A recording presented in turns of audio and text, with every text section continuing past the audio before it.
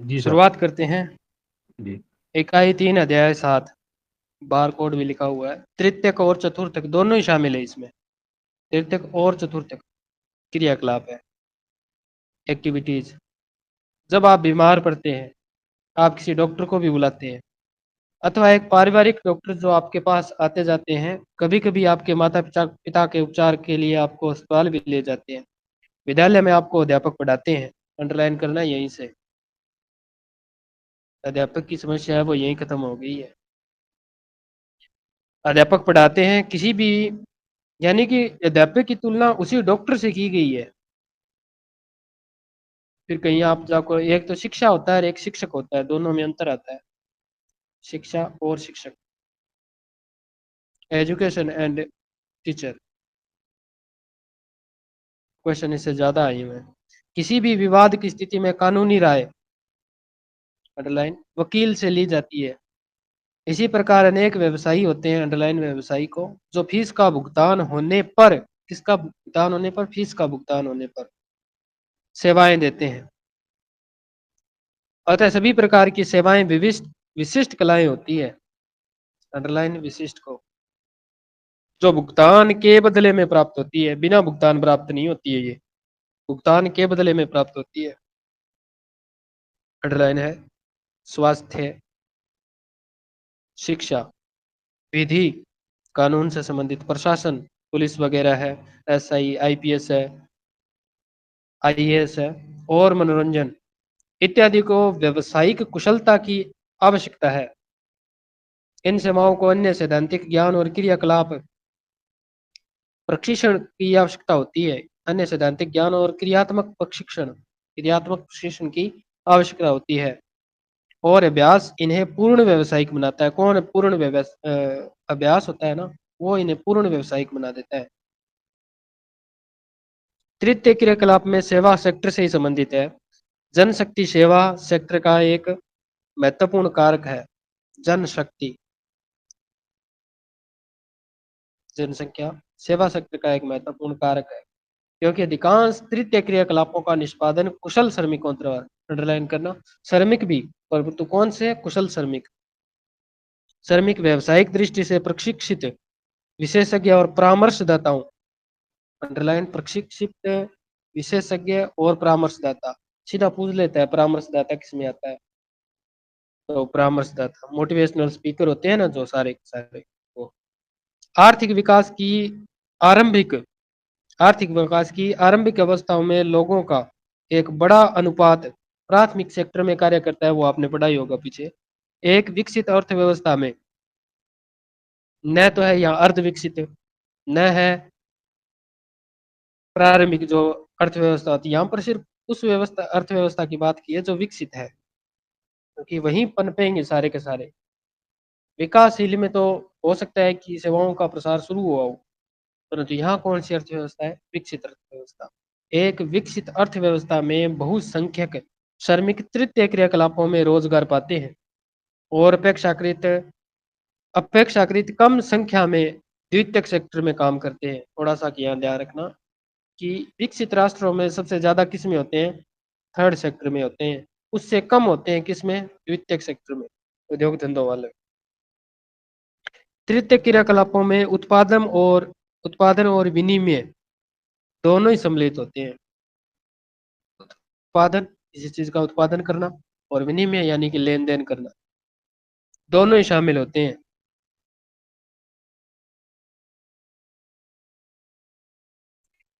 उत्पादन में सेवाओं की उपलब्धता, उत्पादन में सेवाओं की उपलब्धता यानी कि साथ साथ उत्पादन भी हो रहा है, उत्पादन के साथ साथ सेवाओं का भी हो रहा है। जैसे कचौरी वाला है तो कचौरी बना के भी तो दे रहा है, परंतु कचौरी के साथ में वो टेबल पर कपड़ा मार के, कपड़ा डाल के, इसके अलावा उसने साफ सफाई है, सारा का सारा, ऊपर पंखा चल रहा है, इसके अलावा पानी की व्यवस्था है, बैठने की व्यवस्था है, अलग अलग सीटें हैं, आप ऊपर बैठोगे या फिर अंडरग्राउंड की है कोई, तो वो बैठने की, और वो सारी की सारी सेक्टर है ना, वो सेवा में चला जाता है। तो कह रहा है कि उत्पादन में सेवाओं की उपलब्धता शामिल होती है जिसका उपभोग किया जाता है। उत्पादन को परोक्ष रूप से पारिश्रमिक और वेतन के रूप में मापा जाता है। किसको, उत्पादन को। विनिमय के अंतर्गत व्यापार, परिवहन, रेल परिवहन, सड़क परिवहन, वायु परिवहन जितने भी है, संचार की सुविधाएं, संचार की सुविधाएं हैं जैसे डाक है और इसके अलावा फोन वगैरह है, सेल फोन है और जितनी भी है सम्मिलित की जाती है। व्यापार, परिवहन और संचार की सुविधाएं शामिल की जाती है जिनका उपयोग दूरी को निष्प्रभाव करने के लिए होता है। दूरी को निष्प्रभाव करता है वो। इसलिए तृतीय क्रियाकलापों में मूर्त क्रियाओं, मूर्त वस्तुओं के उत्पादन के बजाय सेवाओं का व्यवसायिक उत्पादन सम्मिलित होता है। वस्तुओं का जो होता है ना वो व्यवसायिक होता है, वो सम्मिलित होता है। वे भौतिक कच्चे माल के प्रक्रमण से प्रत्यक्ष रूप से सम्मिलित नहीं होती। थोड़ा सा टिपिकल लाइन ये कि वे भौतिक कच्चे माल के प्रक्रमण से प्रत्यक्ष रूप से सम्मिलित नहीं होती। एक नल साज, ये क्वेश्चन आया हुआ है नल साज वाला। एक नल साज जो मिस्त्री है बिजली का, एक मिस्त्री का बिजली का मिस्त्री, एक टेक्नीशियन, टेक्नीशियन धोबी जो कपड़ों की धुलाई करता है, वो सेवा है उसकी कपड़ा धोने का। इसके अलावा नाई है जो बाल बनाता है, दुकानदार है जो बाजार से वस्तुएं खरीदता है और जो थोक वस्तुओं से खरीदता है, थोक मूल्यों से और खुदरा मूल्य में बेचता है। उसके बाद में चालक है, सारे ही चालक, रेल परिवहन, सड़क परिवहन, वायु परिवहन, जल परिवहन के सारे चालक। उसके बाद में कोषपाल है, कोषपाल है यानी कि आपके धन की रक्षा करने वाला या फिर कोई बैंक का कर्मचारी है। उसके अलावा अध्यापक है, डॉक्टर है, वकील है, प्रकाशक आदि इसमें इत्यादि का काम इसमें व्यवसाय इनका काम सामान्य उदाहरण है जिनके। उसके बाद में है द्वितीयक और तृतीयक क्रियाकलापों में मुख्य अंतर यह है, अब तुलना सिर्फ दो की हो रही है, द्वितीयक और तृतीयक की। क्रियाकलापों में मुख्य अंतर यह है कि सेवाओं द्वारा उपलब्ध विशेषता, विशेषज्ञता, सेवाओं द्वारा उपलब्ध विशेषज्ञता, उत्पादन तकनीकों, उत्पादन की तकनीकों और मशीनरी, फैक्ट्री की प्रक्रियाओं की अपेक्षा, यानी कि आपको अपेक्षा किसकी करनी है, विशेषज्ञता किसकी, उत्पादन तकनीकों की, मशीनरी की और फैक्ट्री की प्रक्रियाओं की अपेक्षा कर्मियों की विशिष्टीकृत कुशलताओं से है। कुशलताओं अनुभव और ज्ञान पर आधारित है। अनुभव पर यह ज्ञान पर आधारित है।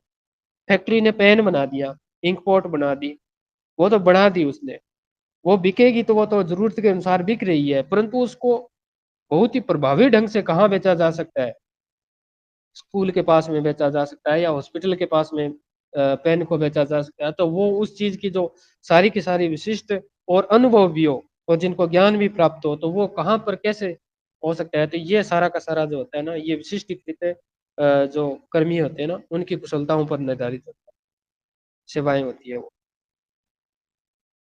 अब उसके बाद में है तृतीय क्रियाकलापों के प्रकार, टाइप्स ऑफ थर्ड सेक्टर। बताना इसमें तृतीय क्रियाकलापों का जो कॉलर होती है वो कैसी होती है, पढ़ा होगा आपने। गुलाबी। गुलाबी, पिंक। ठीक है, अब तक आप जान गए हैं कि आप व्यापारी की दुकान से कुछ पुस्तकें, कुछ स्टेशनरी खरीदते हैं, बस इसका बस अथवा रेल द्वारा यात्रा करते हैं, पत्र भेजते हैं, दूरभाष पर बातें भी करते हैं।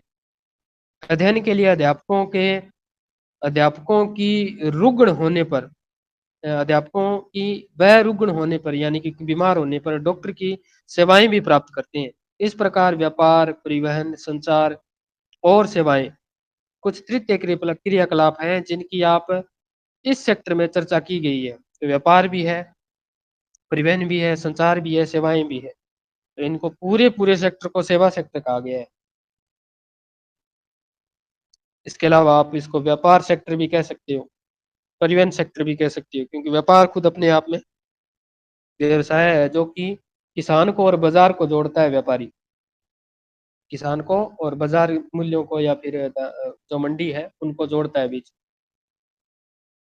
चार्ट 7.1 में तृतीय क्रियाकलापों को एक वर्गीकृत आधार रूप में प्रस्तुत करता है। देखना थोड़ा इस, बहुत महत्वपूर्ण है। सेवा सेक्टर, जब हमने मानव भूगोल किया था तब आर्थिक भूगोल में बात की थी ना, उससे पहले वाले पीसी में, तब यहाँ बहुत ज्यादा कंफ्यूजिंग था इस टॉपिक। सेवा सेक्टर तृतीय क्रियाकलाप होते हैं, चतुर्थक होते हैं, पंचमक होते हैं, इन दोनों को छोड़ दो, चतुर्थक और पंचमक को। तृतीय क्रियाकलाप, तृतीय क्रियाकलाप में व्यापार होता है और वाणिज्य होता है। व्यापार का ही एक दूसरा रूप होता है वाणिज्य। उसके बाद में परिवहन होता है, परिवहन भी उसमें सारे के सारे प्रकार हैं। और संचार होता है, तो संचार में कौन कौन से, तो आपको तो ध्यान रखना है कि सेवाओं के कौन से प्रकार है। जैसे बीमा है, तो बीमा सीधा मान मनुष्य से जुड़ा हुआ है, तो वो सेवा सेक्टर है। पहले देख लेते हैं व्यापार एवं वाणिज्य में। एक तो होता है थोक व्यापार होता है, एक होता है फुटकर व्यापार। थोक व्यापारी वो होता है जो फुटकर व्यापारी को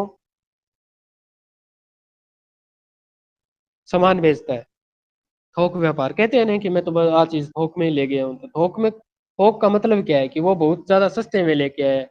किस भाव पर लेके आया है, वह उसी भाव पर लेके आया है जो गांव में छोटे बड़े जो दुकानदार है ना, उनको वो माल बिकता है, उस रेट पर जो भाव माल मिलता है। जैसे हमने यहाँ पर चीनी लेके आए 45 रुपए किलो के हिसाब से, तो वो कहता है कि मैं तो बहुत ज्यादा थोक में लेके आया हूँ। इसका मतलब क्या हुआ, वो सीधा उसी दुकान के भाव से लेके आया। इसके अलावा गांव में आप प्रत्येक दुकान पर जाओगे तो प्रत्येक केजी के हिसाब से 5 रुपए एक्स्ट्रा बताएगा आपको। वो बताएगा कि 5 रुपए ज्यादा है, तो इसका मतलब 45 रुपए किलो के हिसाब से मिलेगी आपको चीनी। तो वो उसका खुदरा है, या फिर फुटकर है, वो फुटकर व्यापार है। खुदरा व्यापारी होता है जो मूल्य को खुदरा मूल्य पर बेचता है। थोक व्यापार, इसमें दो प्रकार है। नगरीय आपूर्ति के घर होते हैं। इसके अलावा थोक व्यापार की ग्रामीण जो मंडियां होती है वहां पर होती है, ग्रामीण मंडियां, जहाँ पर किसानों के जो उपज होती है वो मिलती है। उसके अलावा फुटकर व्यापारी होता है, एक तो नगरीय होता है और एक ग्रामीण होता है। नगरीय में कौन कौन से होते हैं, इसमें होता है श्रृंखला भंडार। इसके अलावा डॉक डाक ऑर्डर के द्वारा। इसके अलावा है सुलभ बाजार केंद्र। सुलभ बाजार केंद्र ये वो नहीं होते क्या, जो हॉल क्या होते हैं, हॉल क्या होते हैं उनको कहते हैं ना, बड़े बड़े शोरूम। शोरूम की बात हो रही है। उसके बाद में लोक वितरण केंद्र की योजना, जैसे होता है ना कि राजस्थान में जैसे प्रत्येक गांव में एक सेवा सेक्टर होता है या एक दुकान होती है जहाँ पर सभी को अनाज मिलता है। शहरों में भी वो दुकानें होती है जहाँ पर सभी जो बीपीएल धारक होते हैं, एपीएल होते हैं, उनको क्या होता है, अनाज वो वगैरह, चीनी डिपो। वगैरह, हाँ, वो मिलता है। तो वो होते हैं लोक वितरण के योजना केंद्र होते हैं वो। बात इतनी है बस, थोड़ा सा, ज्यादा बड़ी बात नहीं है। उसके बाद में जो डाक ऑर्डर होते हैं ना, वो दूरभाष और इंटरनेट दोनों इसी में शामिल है। अब ध्यान रखना आपको, आप जो संचार पढ़ोगे ना तब भी दूरभाष और केंद्र आएगा। अब इसमें एसटीडीपीसीओ की बात हो रही है। आपने कभी तो चलाया नहीं होगा, कुछ एक हो सकते हैं चलाया हो आप। पहले इंटरनेट के छोटे छोटे ना घर से बने होते थे, उनको क्या कहते थे शहरों में, पीसीओ। याद है? नहीं नहीं नहीं, इंटरनेट के पीसी। लिए, इंटरनेट के लिए, इंटरनेट के लिए। Cyber cafe. हाँ, साइबर कैफे। साइबर कैफे में क्या होता है, 1 घंटे का रुपए लगते थे, हमारे तो 15 रुपए लगते थे उस समय। 1 घंटे का 15 रुपए। तो मैंने फेसबुक वहीं से चलाना शुरू किया था। तो दूरभाष केंद्र और इंटरनेट केंद्र, तो इंटरनेट है ये शहरी क्षेत्रों में क्या होता है, एक बड़ा हब होता है जिसमें आप क्या होता है, आपका कुछ भी नहीं होता, आप तो आपको कुछ सर्च करना है तो आप वहां पे जाकर आप 1 घंटा में आप जितनी भी सेवाएं दे सकते हो, सेवाएं होती है उनको प्राप्त कर सकते हो, बदले में आप पैसे दे सकते हो आप। बाकी इसमें दूरभाष में एसटीडी पीसी हो गया बस। उसके अलावा परिवहन है। परिवहन में वो भी हमने बताया था कि रेल परिवहन हो गया, जल परिवहन हो गया, सड़क परिवहन हो गया, और उसके बाद में वायु परिवहन आ गया। उसमें जल परिवहन को 2 भागों में बांटा है। आप इस सड़क को भी 2 भागों में बांट सकते हो आप, ग्रामीण सड़कें हैं, शहरी सड़कें हैं, तो वो उसमें बाकी तो इतना ही है। जल परिवहन में एक तो है आंतरिक जल मार्ग होते हैं, एक महासागरीय जल मार्ग होते हैं। तो महासागरीय जल मार्ग तो आपको पता ही है, उत्तरी अटलांटिक प्रवाह मार्ग है। इसके अलावा अफ्रीका से दक्षिणी अमेरिका तक को जोड़ता है, उत्तरी अमेरिका से यूरोप को जोड़ता है, भारत से ऑस्ट्रेलिया को जोड़ता है, ऑस्ट्रेलिया से जापान को जोड़ता है, जापान से उत्तरी अमेरिका के पश्चिमी तटों को तोड़ जोड़ता है, वैंकूवर को जोड़ता है। तो ये सारा का सारा आंतरिक होता है कि जैसे बहुत सारी नदियां हैं, जैसे भारत का जैसे हुगली नदी वाला क्षेत्र है, गंगा का क्षेत्र है, हल्दिया ये बंदरगाह है, या इसके अलावा कोलकाता बंदरगाह है जो नदी के अंदर तक सम्मिलित है। इसके अलावा यूरोप का बहुत महत्वपूर्ण मार्ग है, क्या नाम है उसका, यूरोप का है ना सबसे बड़ा आंतरिक समुद्र, आंतरिक जलमार्ग है ना। राइन, राइन नदी। राइन नदी राइन जो नदी वाला। उत्तरी सागर में जो गिरती है। इसके अलावा पश्चिम उत्तरी अमेरिका का है जो मुख्य है, और ऑस्ट्रेलिया में मर्रे डार्लिंग वगैरह है, उन नदियों में भी होता है। तो ये थोड़ा आंतरिक और थोड़ा सा महासागरीय थोड़ा ध्यान रखना। बाकी वायु परिवहन है, वायु परिवहन भी दो प्रकार का होता है, आंतरिक भी होता है और अंतर्राष्ट्रीय भी होता है। जैसे राजस्थान का अंतर्राष्ट्रीय वायु अड्डा कौन सा है, जोधपुर है, जयपुर है, अजमेर है या कोटा है। तो सबको पता है कि जयपुर का अंतर्राष्ट्रीय, सांगानेर। हाँ, सांगानेर जयपुर वाला। तो ये थोड़ा सा पता चल जाता है इससे कि अंतर्राष्ट्रीय हवाई अड्डा ने वहां से शुरू होता है। उसका यात्री सेवा और माल सेवा दो प्रकार के होते हैं। या तो यात्रियों को है ना मालगाड़ी आ गई, कई बार बात करते हैं ना बच्चों में, जैसे मालगुडी डेज जी वगैरह, सर। उनमें जो रेलगाड़ियों के बारे में बताया गया यात्री सेवा के लिए। उसके अलावा संचार है, ये बहुत महत्वपूर्ण है, थोड़ा संचार को हाईलाइट करके हुए थोड़ा सा ध्यान से पढ़ेंगे आप। इस संचार में मुख्यतः परिवहन के साधन आते हैं, परिवहन के साधन आते हैं वो सारे के सारे, परंतु वो साधन आपको सड़क जाल तंत्र पर सड़क जाल तंत्र पर भी दिखाई देंगे। देखो परिवहन के साधन और परिवहन में भी आप क्या पढ़ रहे हो, संचार है वो परिवहन का है, परंतु इसके अलावा परिवहन भी अलग से इसका सब पॉइंट है, वो संचार के बराबर खड़ा होता है। उसमें सड़क है, रेल है, जल है, वायु परिवहन है, ये देखते हैं। परंतु इसमें क्या होता है, परिवहन के साधन है, परिवहन के साधन कौन कौन से साधन। उसके अलावा है दूर संचार। उसके बाद में श्रव्य दृश्य सामग्री, वो संचार में ही आ जाती है, जैसे टीवी पर ऐड आती है, या इसके अलावा 15 अगस्त 26 जनवरी का जो प्रधानमंत्री राष्ट्रपति का भाषण सुनते हैं। तो संचार के साधनों में कौन से आ जाते हैं, संचार के साधनों में दूरभाष, दूरभाष आ जाती है, दूर से जो भाषण सुनाई दे वो दूरभाष है। उसके अलावा जो भू लाइन है, कुछ लाइनें हैं जो अंडरग्राउंड चलती है, जो कि शायद ऑप्टिकल फाइबर की बनी हुई होती है। उसके अलावा मोबाइल है जो वायरलेस कनेक्ट होता है।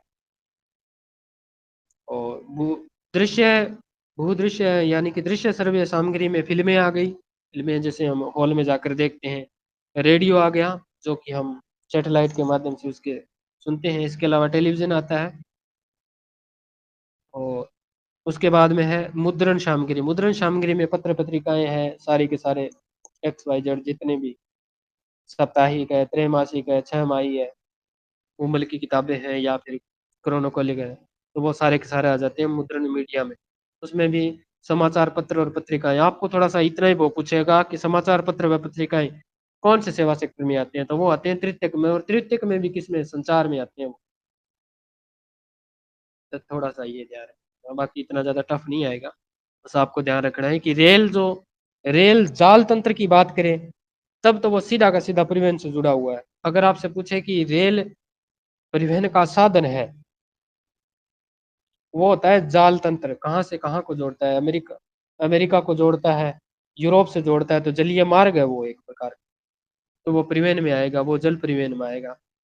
परंतु अमेरिका में भी तो बहुत सारे नगर हैं जो एक दूसरे नगर को जोड़ते हैं, वो परिवहन मार्ग आएंगे। तो परिवहन के जो साधन है उनसे संबंधित। तो उसके अलावा सेवाएं हैं, सेवाएं आप कौन कौन सी दे रहे हो, मौद्रिक सेवाएं हैं, मौद्रिक है या बैंकिंग सेवाएं, जितने भी बैंकिंग सेक्टर है वो देख, जैसे ही बैंक को देखो तो आप ये पता चलना चाहिए कि आपको ये सेवाएं दे रहे हैं, और कौन सी सेवाएं दे रही है, मौद्रिक सेवाएं दे रही है। वो क्या करते हैं, वो धन को इकट्ठा करते हैं, धन को आपका जमा करते हैं, बदले में वो ब्याज देते हैं। रेपो रेट और रिवर्स रेपो रेट दो प्रकार की वो क्रियाएं करते हैं समाज में। खुली भी एक खुली खुली खुली नाम से संबंधित ये एक शब्द आता है, खुले बाजार की क्रियाएं, वो भी करता है ये। तो ये उसी से निर्धारित होती है। बैंकिंग है, बैंकिंग में सारा ही आ जाता है, आपका रिजर्व बैंक भी इसी में शामिल हो जाता है, क्योंकि वही सेवा सेक्टर में स्थापित हुआ हुआ है, बैंकों का बैंक है वो।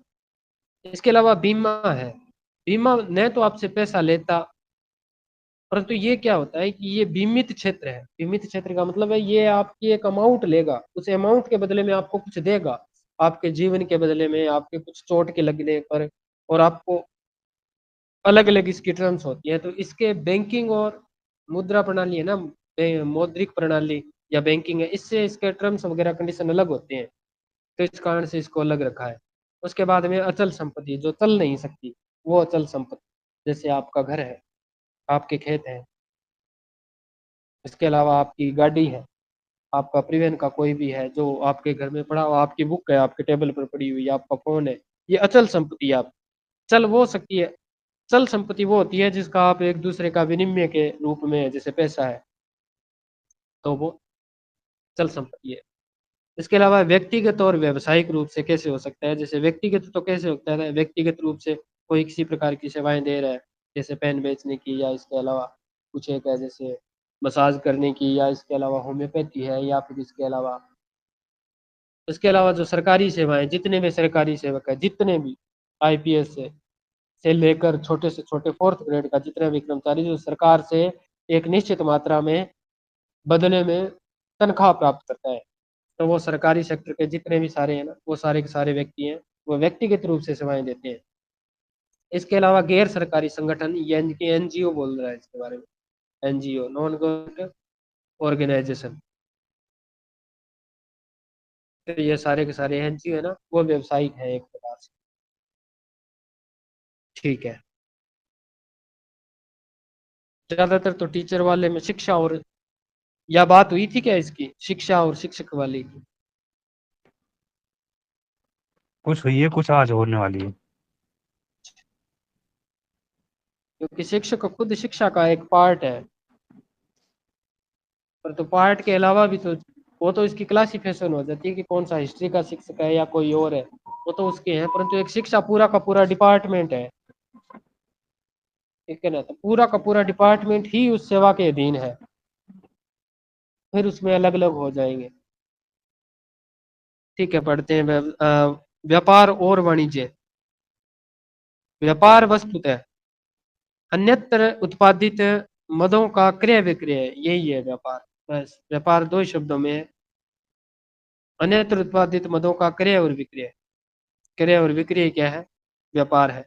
फुटकर और थोक व्यापार, तो सीधा पूछेगा, व्यापार शब्द नहीं लगाएगा वो आपके साथ में, प्रश्न के साथ में वो सीधा पूछेगा फुटकर, थोक, पब्लिक, ये उसके बाद में दूर संचार, पब्लिक, ऑडियो विजुअल, टीवी, उसके अलावा फिल्में, निम्न में से किस प्रकार के हैं, तो हमें थोड़ा सा पहले से ही पता होना चाहिए कि ये सारे के सारे क्या है, सेवा सेक्टर के हैं। अब उसमें बात कर रहे थे हम व्यापार और वाणिज्य की, तो इसमें है कि फुटकर और थोक व्यापार अथवा वाणिज्य की वे की सभी सेवाओं का विशिष्ट उद्देश्य से लाभ ही कमाना है, उनका उद्देश्य लाभ कमाना है। यह सारा काम, यह सारा काम कस्बों और नगरों में होता है, तो इसके अलावा तीसरी जगह ही नहीं बचती। या तो पूरा का पूरा विश्व या तो नगरों में बंटा है, या कस्बों में बंटा है, या ग्रामीणों में कह सकते हैं, ग्रामीण क्षेत्रों में बंटा हुआ है। कोई प्लेनेट ऊपर तो रहते नहीं है कि हम जमीन से 200 फीट या 500 फीट ऊपर रहते हैं, तो कोई तीसरा क्षेत्र है।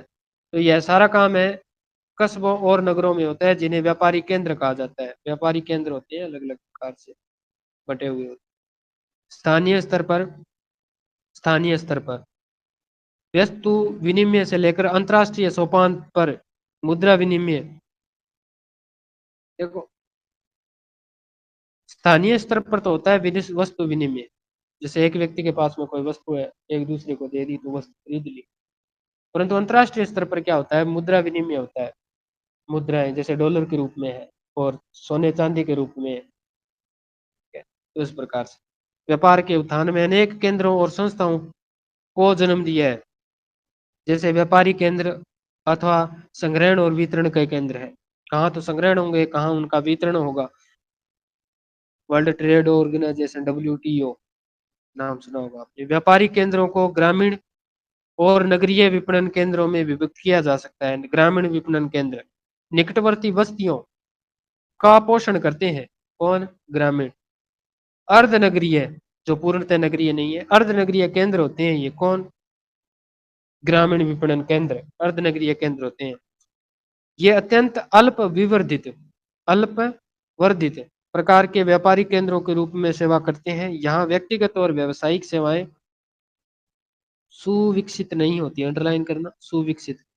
सुविकसित क्यों नहीं हो पाती, क्योंकि ये नगरों के पास में नहीं है, और जब तक कोई चीज नगरों के पास में नहीं होगी तो वो क्या आगे अपने ही एक उन्होंने रूल बना रखा है, उसी रूल के अनुसार वो 10 सालों तक एक जैसा ही है ना वो, उनका क्रियाकलाप चलता रहेगा, वो वैसे ही बेचते रहेंगे, उसमें कोई नई चीजें बातें नहीं जोड़ेंगे।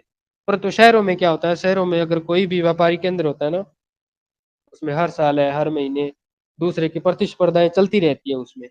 तो जिसमें क्या है, उसमें नवीनता भी आती है और उत्कृष्टता भी आती है। तो ये कहता है कि व्यक्तिगत और व्यावसायिक सेवाएं सुविकसित नहीं होती, विकसित तो होती है परंतु सुविकसित नहीं होती। थोड़ा सा अंडरलाइन कर लेना इस लाइन। किसकी बात हो रही है, ग्रामीण विपणन केंद्र। ये स्थानीय संग्रहण और वितरण के केंद्र होते हैं, यानी कि अपने आस पड़ोस में जितना भी है, अनाज हुआ है, चावल हुआ है, गेहूं हुआ है, जितना भी है, तो उनका संग्रहण कर लेते हैं और उन्हीं का बाजार के रूप बाजार को या अन्य व्यक्तियों को वितरण कर देते हैं। इनमें से अधिकांश इनमें से अधिकांश यानी कि जो ग्रामीण विपणन केंद्र होते हैं उनमें से अधिकांश होते हैं ना, वो केंद्रों में अधिक इनमें से अधिकांश केंद्रों में मंडियां, थोक बाजार और फुटकर व्यापार क्षेत्र भी होते हैं। इन्हीं मंडियों की बात हो रही है, विपणन केंद्रों की। ये स्वयं में नगरीय केंद्र नहीं होते, थोड़ा सा अंडरलाइन करना, क्योंकि ये ग्रामीण है तो फिर नगरीय कैसे होंगे। यहाँ चहल पहल, जनसंख्या का जमाव इन केंद्रों के पास में ज्यादा हो सकता है। ठीक है, सुविधाएं ज्यादा हो सकती है। जैसे आपको पता ही होगा कि किसी एक व्यापारिक बस्ती होती है, वहां पर बैंक भी होता है। बैंक तो और कहीं भी हो सकता है, परंतु उस व्यापारिक बस्ती में ही बैंक होता है, क्योंकि वहां के व्यापारियों को सुविधा असुविधा न हो। फिर वहां परिवहन के साधन भी ज्यादा होंगे, फिर वहां पर सड़कों से भी ज्यादा जोड़ा जाएगा। इसके अलावा पानी की व्यवस्था, बिजली की व्यवस्था, सारे के सारे ना पहले वहां होगी औद्योगिक आपूर्तियों में। इसके अलावा दूसरे जो अन्य जो केंद्र है ना, उनमें क्रमता के अनुसार, वो विशिष्ट क्रम के अनुसार वो सारी आपूर्तियां बाद में होती हैं। तो ये क्या होते हैं, ये स्वयं में नगरीय केंद्र नहीं होते हैं, किंतु ग्रामीण लोगों की अधिक मांग वाली वस्तुओं और सेवाओं को उपलब्ध कराने वाले जो महत्वपूर्ण केंद्र होते हैं, इंपॉर्टेंट होते हैं। ये महत्वपूर्ण केंद्र होते हैं किन की आपूर्ति के लिए, ग्रामीण जो सेवाएं होती हैं उनके लिए। बाकी तो इन चीजों को जो गांव में रहता है वो थोड़ा सा ज्यादा अच्छी तरह से समझ पाएगा। उनको पता है कि बस स्टैंड या इसके अलावा जितना भी एक छोटा सा क्षेत्र होता है, वहां पर ही सारी सुविधाओं का संकेंद्रण होता है, बाकी पूरे गांव में नहीं होता है। उसके बाद में ग्रामीण क्षेत्रों में आवधिक बाजार। आवधिक बाजार क्या होते हैं, ये 6 महीने से कहते हैं ना, अलग अलग महीने से, जैसे सरसा सेल सेल लगी है, या दिल्ली वालों की सेल है, अलवर वालों की सेल है, जयपुर से सेल आई है, तो ये आवधिक बाजार होते हैं। जो क्या करते हैं कि वहां पर अपनी सेवाएं देने के लिए आते हैं, परंतु वो परमानेंट नहीं होते। ग्रामीण क्षेत्रों में आवधिक बाजार, ग्रामीण क्षेत्रों में जहां नियमित बाजार नहीं होते हैं, विभिन्न कालिक अंतरालों में स्थानीय आवधिक बाजार लगाए जाते हैं। यह साप्ताहिक होते हैं, पाक्षिक होते हैं, जहां पर प्री ग्रामीण क्षेत्रों से लोग आकर समय समय पर अपनी आवश्यक जरूरतों को पूरा करते हैं। ये बाजार निश्चित तिथि और दिन पर लगते हैं। कई बार होता है ना कि संडे सेल है, संडे सेल कहाँ किस वालों की है, कि ये दिल्ली वालों की संडे सेल है, तो वो फिर वहां पर इलेक्ट्रॉनिक सामान है, बजाज वालों की बजाज है, तो वो संडे सेल वगैरह, तो उस प्रकार के क्या है, तिथि निश्चित होती है इनकी, ताकि वो क्या है कि जो ग्राहक होते हैं उनको पता चल जाए कि अब तो आज अगर आई है तो उसके अलावा नेक्स्ट महीने की 15 तारीख को ही आएगी, फिर नेक्स्ट महीने की 15 तारीख को, तो उनको फिक्स होता है ये वो। तो इस प्रकार से एक स्थान से दूसरे स्थान पर लगते रहते हैं। क्या लगते रहते हैं, आवधिक बाजार के अंदर, एक गांव से दूसरे गांव में, तो वो आवधिक बाजार होते हैं, वो लगते रहते हैं। दुकानदार इस प्रकार के सभी दिन, यानी कि दुकानदार इस प्रकार की सभी दिन व्यस्त रहते हैं। इस दिन क्या होते हैं, सारे के सारे व्यस्त होते हैं, क्योंकि उनको पता है कि ये आज एक ही दिन के लिए आया है बाजार। और एक विस्तृत क्षेत्र को सेवा प्रदान करते हैं, बहुत बड़े क्षेत्र को एक दिन में ही सेवा प्रदान कर देते हैं, जितना कि ग्रामीण क्षेत्रों में व्याप्त जो छोटे बड़े सेवा केंद्र है ना, वो नहीं दे पाते। उसके बाद में नगरीय बाजार केंद्र, ठीक वैसा ही है, और कुछ विशिष्टीकृत नगरीय सेवाएं भी मिलती है यहाँ पर। सेवाएं भी मिलती है इनमें, न केवल साधारण वस्तुएं, बल्कि लोगों द्वारा वांछित वांछित यानी कि लोग क्या चाहते हैं, लोगों द्वारा वांछित अनेक विशिष्ट वस्तुएं व सेवाएं भी उपलब्ध करवाई जाती है। कई बार क्या होता है कि हमें तो कैसे लगता है कि हमें तो अपने पूरी गली मोहल्ले में कैमरा लगवाना है, तो कैमरा लगवाना है, तो वो क्या होता है, विशिष्ट हो जाता है। तो उनकी भी सेवाएं वो देते हैं, वो कहते हैं कि अगले हफ्ते में आपका काम है वो पूर्णतः हो जाएगा, आप इसका ऑर्डर दे, तो ये छोटा काम है। तो वांछित लोगों की विशिष्ट क्रियाएं, हालांकि ये जो सेवाएं थी ये ग्रामीण वालों में नहीं थी। थोड़ा सा ध्यान रखना भी उसमें और उसमें अंतर क्या है। लोगों द्वारा वांछित अनेक विशिष्ट वस्तुएं या सेवाएं भी उपलब्ध होती है नगरीय के अंदर, उनकी बात कर रहे हैं। इसलिए विनिर्मित पदार्थों के साथ साथ विशिष्टीकृत बाजार भी प्रस्तुत किए जाते हैं। यानी कि नगरीय केंद्र होते हैं ना, वो दो प्रकार की सेवाएं मुख्यतः देते हैं। जो एक दिन लगने वाले बाजार होते हैं, वो एक तो विनिर्मित होते हैं, जो पुनः पहले से बने हुए हैं या फिर जो बने बनाए जो सामान बेचते हैं वो, एक तो वो होते हैं। इसके अलावा विशिष्टीकृत होते हैं, जो स्पेशलाइज है किसी भी क्षेत्र में, ठीक है, तो उससे संबंधित है। जैसे श्रम है, जैसे श्रम बाजार है, आवासन बाजार है, अर्ध निर्मित एवं निर्मित उत्पादों को बेचना है। इनमें शैक्षणिक संस्थाओं और व्यवसायिकों की सेवाएं भी है। शैक्षणिक अंडरलाइन करना इसको, शैक्षणिक और संस्थाओं के व्यवसाय को भी शामिल किया गया है। जैसे अध्यापक है, कोचिंग सेंटर नहीं खुले हुए क्या बाजारों में, वो स्पेशल होते हैं। जैसे यहाँ पर क्या है कि आरएस की तैयारी की करवाई जाती है, यहाँ फर्स्ट ग्रेड की है, यहाँ तो सिर्फ मैथ और रीजनिंग ही तैयार करवाया जाता है, यहाँ तो सिर्फ राजस्थान जी के पढ़ाया जाता है। तो अगर कोई स्पेशल हो जाए तो वो विशिष्टीकृत हो जाता है। तो संस्था और व्यवसायों की सेवाएं होती हैं। जैसे अध्यापक है, ये कई बार पूछा जा चुका है, अध्यापक का। वकील है, वकील, उसके अलावा परामर्शदाता, इसमें भी तो विशिष्टीकृत होना है। वकील कौन से किस प्रकार का ज्यादा है, तो एक तो 302 के केस में फंसा हुआ व्यक्ति है, उसको बाहर निकालने से संबंधित, एक चोरी या डकैती से संबंधित है, एक कोई दहेज प्रताड़ना का है, तो वो उसमें भी तो पता चलता है ना। वो पहले मार्केट में पता कर लेते हैं किस प्रकार का वकील कौन सा है जो इसमें ज्यादा महारत हासिल है, तो उसमें भी वकील है। वो अलग अलग विशिष्ट होते हैं। उसके अलावा परामर्शदाता है, ये तो आपको पता ही है, सारे के सारे मोटिवेशन स्पीकर होते हैं। आपको एजुकेशन से संबंधित है, व्यापार से संबंधित है, कोई मेडिकल की कोई वस्तु बेचनी है तो उसका कोई व्यापार है। इसके अलावा सर चिकित्सा ये है। शामिल किस किस में होंगे ये, ये मतलब तृतीयक कौन में सी ही है क्रियाओं सर। में? नहीं, तृतीयक में ही है सारे के सारे। नहीं, तृतीयक में तो नहीं हो सकते सर। कौन से? सेवा ना सेक्टर है आपका ना ये। ना आपका परामर्शदाता हो सकता तृतीय में, ना अध्यापक हो सकता, ना वकील हो सकता, ना डॉक्टर हो सकता। तृतीयक में ही है सर। परामर्शदाता पंचम में आता है। आप वो पिछली वाली सारणी देखो, आप एक बार, जब भी आप सारणी पूरी नहीं पढ़ पाए, वो देखो एक बार लास्ट में, देखो परामर्शदाता कहाँ दे रखा है, पंचम में दे रखा है। तो परामर्शदाता अध्यापक एक तो वकील स्पेशल वो तो होता है, सारे सर। स्पेशलाइज। अगर आपको परामर्शदाता उन्होंने दे दिया, तो आप कौन सी हम्म, क्रियाओं करोगे? तृतीय में तो कोई कीमत पे नहीं हो सकता परामर्शदाता। यही तो भाई समस्या है आपके सर। आपके सामने वो सारणी भी दे रखी है, उसमें परामर्शदाता स्पेशल दे रखा है। निर्णय करता है विशेष विशेषज्ञ, जो विषय के विशेषज्ञ होते हैं वो, और नीति निर्धारक, ये बिल्कुल पंचम में आएंगे, चारों के चारों जो दे रखे हैं। पंचम में आएंगे सर ये। हाँ, और जो आप ये बात करो ना, अध्यापक और वकील और चिकित्सक और डॉक्टर वगैरह, ये चतुर्थ में आएंगे।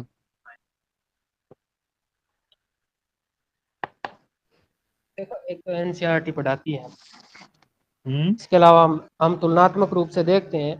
सर ने हमें बताया ये बात, हालांकि इसमें जिक्र हुआ है क्या, व्यवसायों से संबंधित भी इसमें इस समय तृतीयक सेक्टर को दो भागों में बांटा गया है। इससे पहले दो अध्यायों में पढ़ लिया क्या आपने, इस चीज को आया है क्या कोई चैप्टर उसमें इसमें? फर्स्ट प्रथम और द्वितीय क्रिया पढ़ी हमने, आज तृतीय चतुर्थ चल रहा है। नहीं, पहले दिन में या दूसरे दिन में कोई ऐसी लाइन आई क्या जिसमें भी उसमें लिखा हो कि तृतीय सर आप, सेक्टर को वो तो दो अभी नहीं बता, प्रकार एक से बार बांटा कल भी हमने पढ़ा था, 59 पेज पर आई है सर, एक सेकंड के लिए। है। जो मतलब आगे एक चतुर्थ दे रखा है, उसमें बॉक्स में दे रखा है चतुर्थ सेक्टर, उसमें कुछ हम्म, नीचे नाम दे रखे हैं अलग अलग। उससे जस्ट ऊपर भी देखेंगे हम थोड़ा सा, जो ये कल कार्यालय भी हमने इस पे प्रारंभिक चर्चा किया था। जो सूचनाओं का अगर संग्रहण की बात करेगा तो वो चतुर्थ में आता है, चाहे उसका सूचना का तृतीय उत्पादन करे, सेक्टर में। चाहे। जी।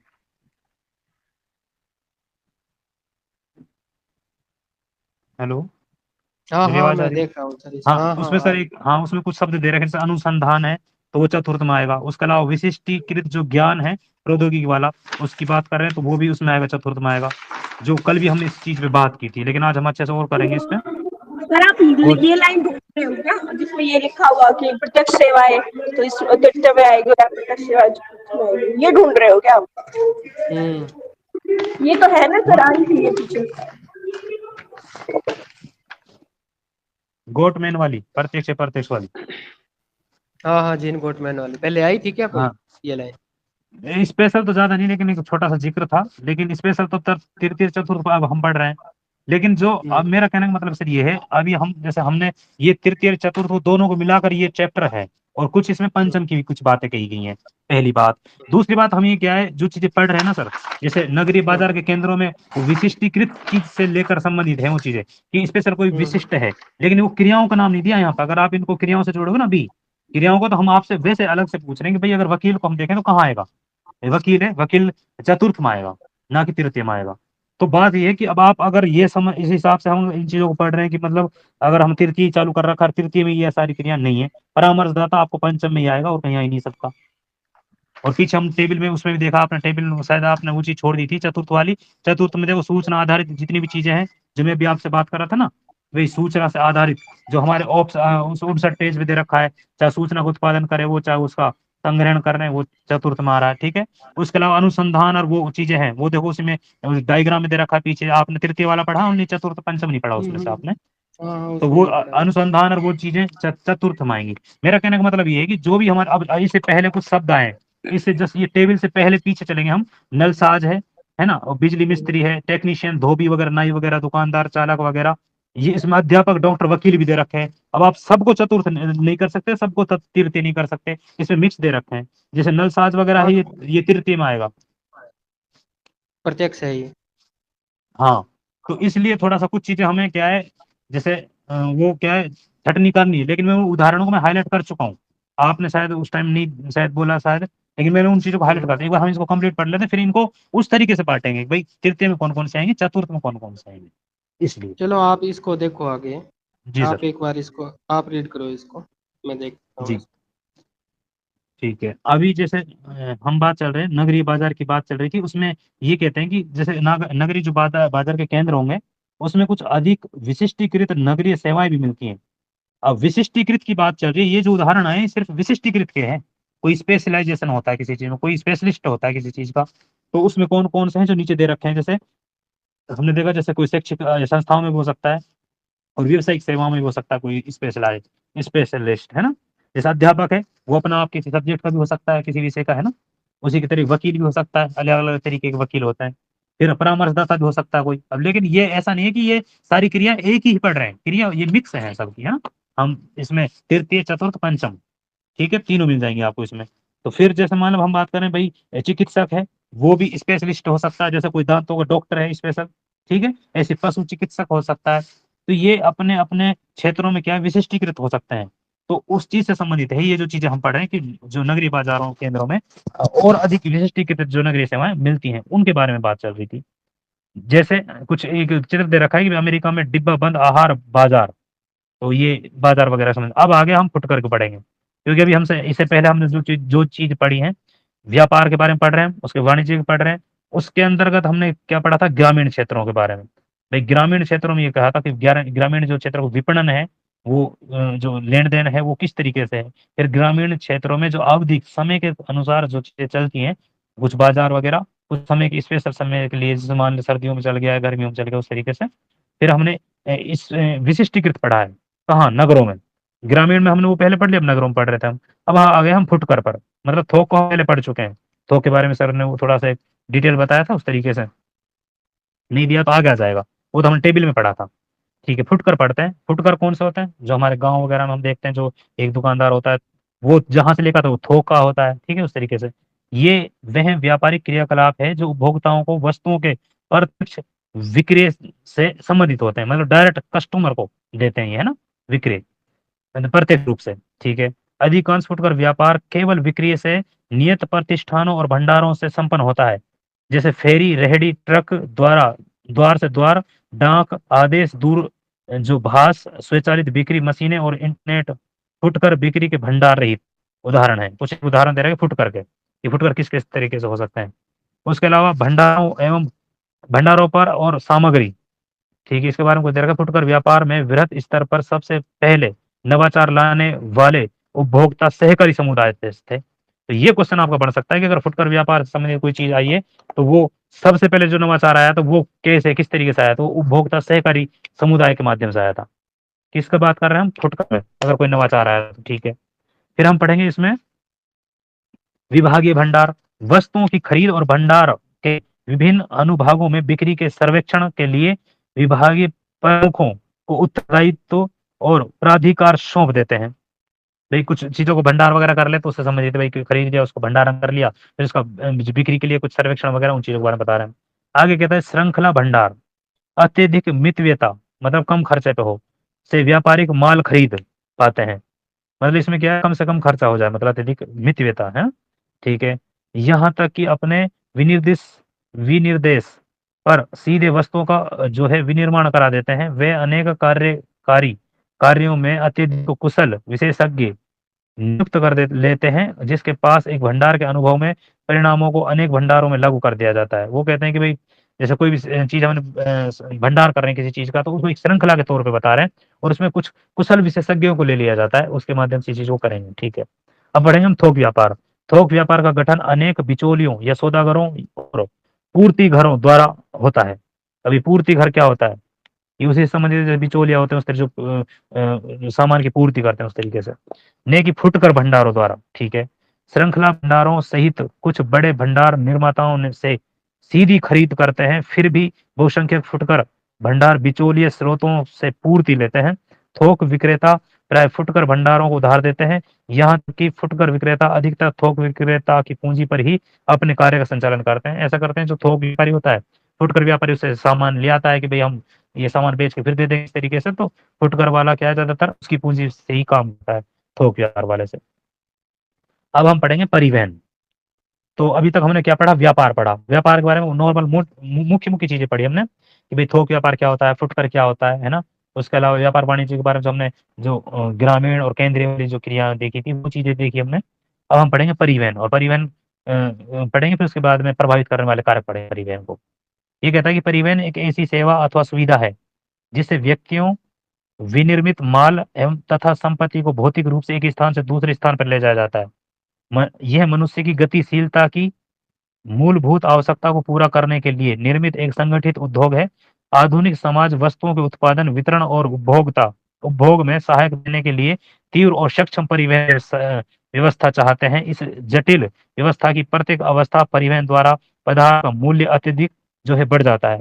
देखो एक तो ये पक्की बात है कि परिवहन के बिना व्यापार संभव नहीं है लगभग, है ना। आप समझते हो एक जगह से दूसरी जगह जब तक माल नहीं जाएगा, और अगर परिवहन नहीं होता तो फिर क्या है, चीजें वैसे तो सस्ती मिल सकती है क्योंकि परिवहन खर्चा नहीं है, लेकिन अब वो माल आए कहाँ तक, भाई बाजारों तक कैसे आए वो माल, उसके लिए जरूरी है। तो इसकी वजह से क्या है, परिवहन खर्च लग जाता है, और इससे क्या हो जाता है, फिर उसका मूल्य बढ़ जाता है, वो अत्यधिक बढ़ जाता है। उस तरीके से बता रहे हैं।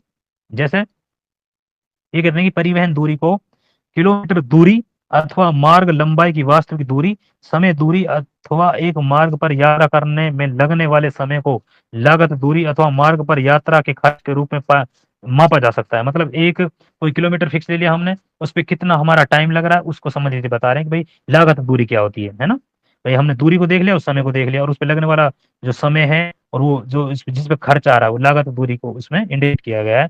परिवहन के साधन के चयन में समय अथवा लागत के संदर्भ में एक निर्णायक कारक है। भाई हम आपसे ये जो समय और लागत के संदर्भ में एक निर्णायक कारक है, ये कौन सा, परिवहन साधन।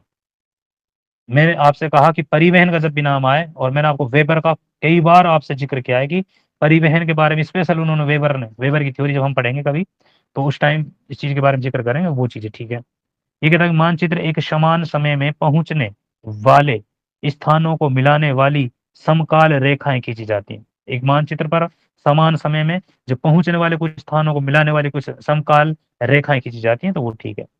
अभी बात कर रहे थे सर जी इसकी जाल तंत्र और पहुंच, तो जाल तंत्र किसका होता है, सड़कों का, इन चीजों का, है ना। तो फिर वो उसको पढ़ेंगे। जैसे ही परिवहन व्यवस्थाएं विकसित होती हैं, विभिन्न स्थान आपस में जुड़कर जाल तंत्र की रचना करते हैं। ठीक है, जैसे परिवहन सेवाओं के लिए भाई सड़कें वगैरह बनी, आपस में जुड़कर वो एक जाल तंत्र बना दिया। जाल तंत्र तथा योजक से मिलकर बनते हैं। योजक मतलब वो कड़ी से, है ना। दो अथवा अधिक मार्गों का संधि स्थल, एक उद्गम बिंदु, एक गंतव्य बिंदु। ये दो बिंदु पहले पढ़ चुके हैं हम। उद्गम बिंदु किसके बारे में, जब वो प्रजातियों की बात चली थी उस टाइम हम प्रवास की बात करते हैं, उद्गम बिंदु और गंतव्य बिंदु, है ना।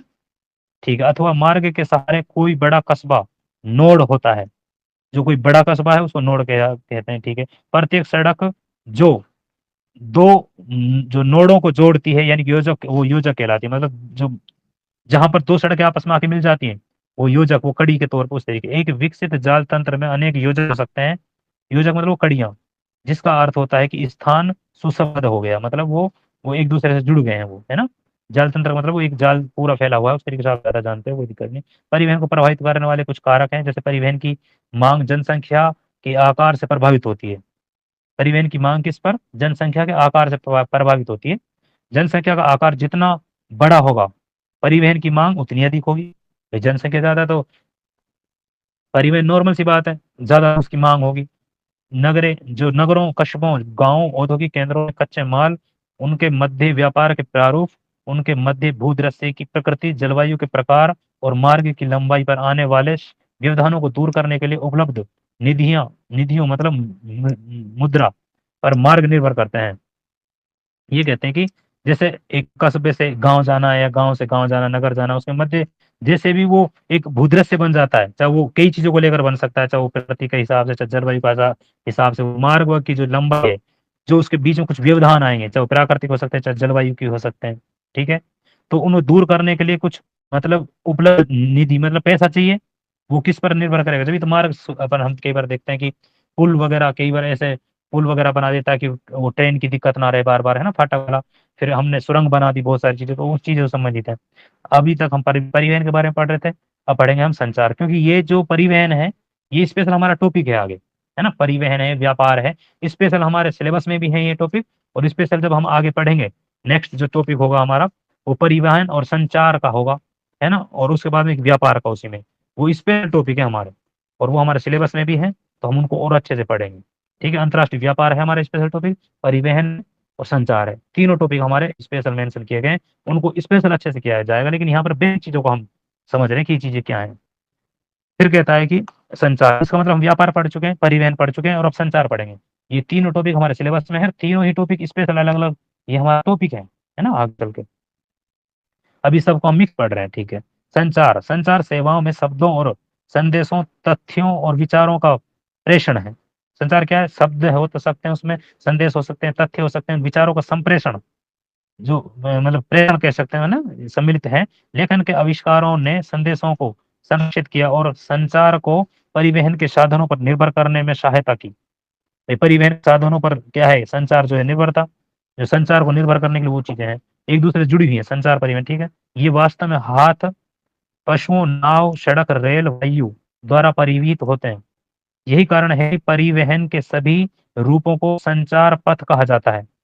यहाँ परिवहन जाल तंत्र सक्षम होता है, वहां संचार का फैलाव जो है सरल होता है। मोबाइल, दूरभाष और उपग्रहों जैसे कुछ विकास से संचार को परिवहन से मुक्त कर दिया गया है। पुराने तंत्रों के सस्ता होने के कारण संचार के सभी रूपों का साहचर्य पूर्ण रूप से समाप्त नहीं हुआ है। अतः पूरे विश्व में अभी भी विशाल मात्रा में डाक निपटारण डाकघरों द्वारा हो रहा है। और कुछ संचार सेवाओं की चर्चा नीचे दी गई है। जैसे हम बात करते हैं कि पहले कुछ पुरानी तकनीकें थी, जैसे डाक वगैरह की, ये चीज आज भी चलती है, लेकिन कम स्तर पर चलती है, वो बात अलग है। धीरे धीरे टेक्नोलॉजी ने हर चीज का विकास कर दिया है। पहले हम एक चिट्ठी को पहुंचाने में बहुत टाइम लग जाता था, आज एक व्हाट्सएप वगैरह से ऑन किया, एक सेकंडों में हम उस चीज को पहुंचा देते हैं। तो अब ये और इसके बारे में आगे अच्छे से डिटेल में दी गई। दूर संचार क्या होता है? ये कह रहा है कि दूर संचार मतलब दूर से ही संचार हो जाए।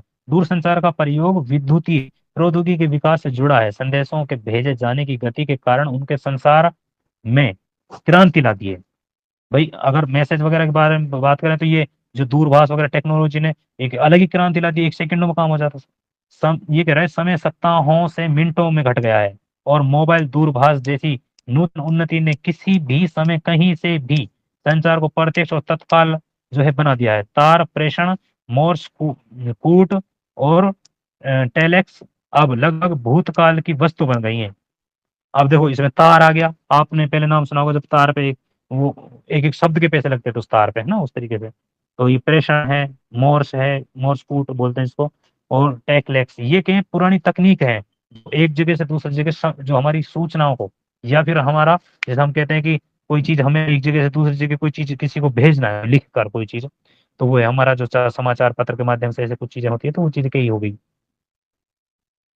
ठीक है। अब हम कहते हैं कि हमारा कोई मैसेज इनके माध्यम से चला जाता है। अब आगे पढ़ेंगे रेडियो और दूरदर्शन, है ना, दूरदर्शन में वो टीवी वाला, ठीक है, भी समाचारों, चित्रों और दूरभाष कालों का पूरे विश्व में विस्तृत श्रोताओं को प्रसारण करते हैं। श्रोता मतलब जो सुनते हैं, ठीक है। इसलिए इन्हें जनसंचार माध्यम कहा जाता है। जनसंचार का इसलिए क्योंकि जो मीडिया वगैरह है वो ज्यादातर इन चीजों से होता है। पहले रेडियो में हम जैसे वो देखते थे, मीडिया वगैरह के बारे में कुछ सुनते थे, या फिर दूरदर्शन पे अपन आज भी समाचार वगैरह देखते हैं, तो वो चीजें तो जनसंचार का माध्यम एक दूसरे से, जो सोशल मीडिया उस तरीके से है जैसा आज काम कर रही है। वे विज्ञापन एवं मनोरंजन के लिए महत्वपूर्ण समाचार पत्र विश्व के सभी कोनों से घटनाओं का प्रसारण करने में सक्षम होते हैं। उपग्रह संचार पृथ्वी को अंतरिक्ष से सूचनाओं का प्रसारण करता है। इंटरनेट ने वैश्विक संचार तंत्र में वास्तविक जो है क्रांति ला दी है। आज देखते हैं हम उपग्रह और सैटेलाइट के माध्यम से, इंटरनेट के माध्यम से आज सब कुछ संभव हो गया है लगभग। इतनी दूर से देखे हम इंसान को डायरेक्ट लाइव देख सकते हैं, है ना। बहुत सारी चीजें सब जानते हैं इन चीजों के बारे में। आगे कहता है सेवाएं। अब सेवाएं हो सकती हैं, अब हम पढ़ेंगे सेवाओं के बारे में। इसमें तृतीय भी हो सकती हैं और चतुर्थ भी हो सकती हैं। अभी तक हमने जो चीजें पढ़ी वो तृतीय क्रियाकलाप के अंतर्गत चीजें पढ़ी हैं। जैसे हमने व्यवसाय को पढ़ा है, हमने परिवहन को पढ़ा है, हमने संचार को पढ़ा है ना। तीन चीजों को पढ़ा है, तीनों तीन तृतीय क्रियाकलाप के अंतर्गत आएंगे। अब हम सेवाओं की बात करेंगे। सेवाओं को हम जो जीन गॉटमैन है उसने दो प्रकार से बांटा था, एक प्रत्यक्ष अप्रत्यक्ष। प्रत्यक्ष वाली जो सेवाएं होंगी वो तृतीय क्रियाकलाप होंगी, और जो अप्रत्यक्ष सेवाएं होंगी वो चतुर्थ में होंगी। तो हो सकता है इसके बारे में कोई जिक्र ऐसा दे रखा हो, अभी इसको एक बार पढ़ लेते हैं अच्छे से, तब पता चलेगा। अब सेवाओं की बात कर रहे हैं, मतलब सेवा का मतलब है कि हम कोई चीज का ऐसे नहीं स्पेशल कोई उत्पादन कर रहे हैं या कोई चीज अलग से नहीं, सिर्फ सेवाओं के आदान प्रदान होगा इसमें। जैसे एक डॉक्टर है, वकील है, टीचर है, उसने ज्ञान ले लिया, और उस ज्ञान को जो है एक वो अपना अपना भाई अपने अपने क्षेत्र में वो सेवा दे रहा है। जैसे बच्चों को पढ़ाने के लिए वे टीचर है ना, और ऐसे मरीजों को देखने के लिए डॉक्टर, तो वो क्या है, वो सेवाएं कर रहे हैं। ठीक उस तरीके से हम देखते हैं बहुत सारी चीजें हो सकती है। ये भी पहले सेवा ही थी, जो परिवहन के एक जगह से दूसरे जगह, लेकिन ठीक है हम ये पढ़ते हैं एक बार। सेवाएं विभिन्न स्तरों पर पाई जाती हैं। कुछ सेवाएं उद्योगों को चलाती हैं, कुछ लोगों को, और कुछ उद्योगों और लोगों दोनों को। उदाहरण जैसे परिवहन तंत्र है। निम्न स्तरीय सेवाएं जैसे पंसारी की दुकान है, धोबी घाट है। उच्च स्तरीय सेवाएं हैं लेखाकार। अब जो ये शब्द आ रहे हैं ना, इनको आप हाईलाइट रखना। ये उदाहरण हमारे एग्जाम में मिल सकते हैं, है ना। जैसे कोई आपसे नहीं आएगा तो उसे एक दूसरे से पूछ के कर लेंगे हम, लेकिन जो भी ऐसा उदाहरण आता है ना, जैसे अभी परिवहन तंत्र तो चलो कोई बात नहीं, उसका पंसारी की दुकान है, वैसे तो आपको पता है कि ये तृतीय का ही भाग है, लेकिन फिर भी जैसे धोबी घाट है, उच्च स्तरीय जो सेवाओं अथवा लेखाकार हो गया, परामर्शदाता, ठीक है, काय चिकित्सक, ऐसे कुछ उदाहरण आएंगे जहां जहां उनको आप हाईलाइट कर लिया करो। जैसी अधिक विशिष्टीकृत सेवाओं की अपेक्षा अधिक सामान्य और विस्तृत हैं। सेवाएं भुगतान कर सकने और वाले व्यक्तिगत उपभोक्ताओं को उपलब्ध होती हैं। ये कहता है कि जो सेवाएं हैं वो भुगतान करने हम कुछ भुगतान करते कुछ पैसों का, फिर हमें वो क्या है, वो सेवा मिल जाती, उपलब्ध हो जाती है। जैसे ये कहता है माली, धोबी और नाई मुख्य रूप से शारीरिक श्रम करते हैं। ठीक है भाई, वो जैसे माली अपने भाई कहीं बाग वगैरह में कहीं भी कोई काम करेगा तो हाथ से करेगा, जैसे ऐसी धोबी हो कपड़ों धोने में, और नाई अपने हाथ से इस तरीके से कैंची वगैरह चला के, तो वो सारी जो श्रम कर रहे हैं। जबकि अध्यापक है, वकील है, चिकित्सक है, संगीतकार है, ये अन्य मानसिक श्रम है। ठीक। और जितना ज्यादा दिमाग का काम होगा वो लगा लो, इतनी ज्यादा मतलब वो चीजें उच्च स्तरीय होगी, पैसे वगैरह हर चीज मामले में। और जितने शारीरिक रूप होती है ना, वो इतनी ही निम्न है किसके मामले में।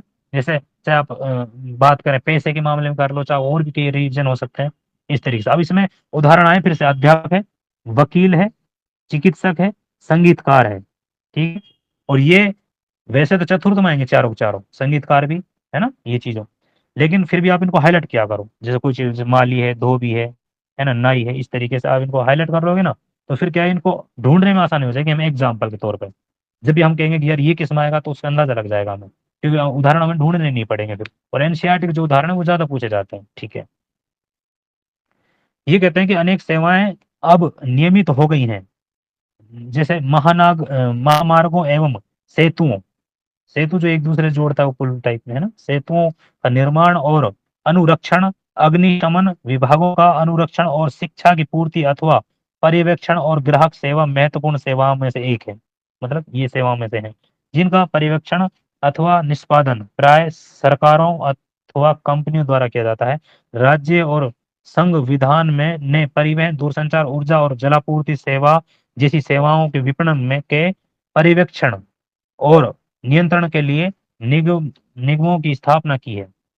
तो ये कह रहे हैं कि जो भी पर्यवेक्षण के कोई कार्य हो रहे हैं, कोई निष्पन्न, तो सरकार कंपनियों के माध्यम से कोई कार्य कर रही है, तो वो कहीं ना कहीं तो आज परिवहन है, दूरसंचार है, ऊर्जा है, जलापूर्ति, इन सभी सेवाओं को क्या कर रहे हैं, वो विपणन वगैरह ये पर्यवेक्षण करके नियंत्रण में तो ले रहे हैं उन चीजों को। ठीक है, अब कहते हैं आगे स्वास्थ्य की देखभाल अभियांत्रिकी। अभियांत्रिकी मतलब इंजीनियरिंग। ठीक है, स्वास्थ्य की देखभाल हो गई, इंजीनियरिंग हो गई।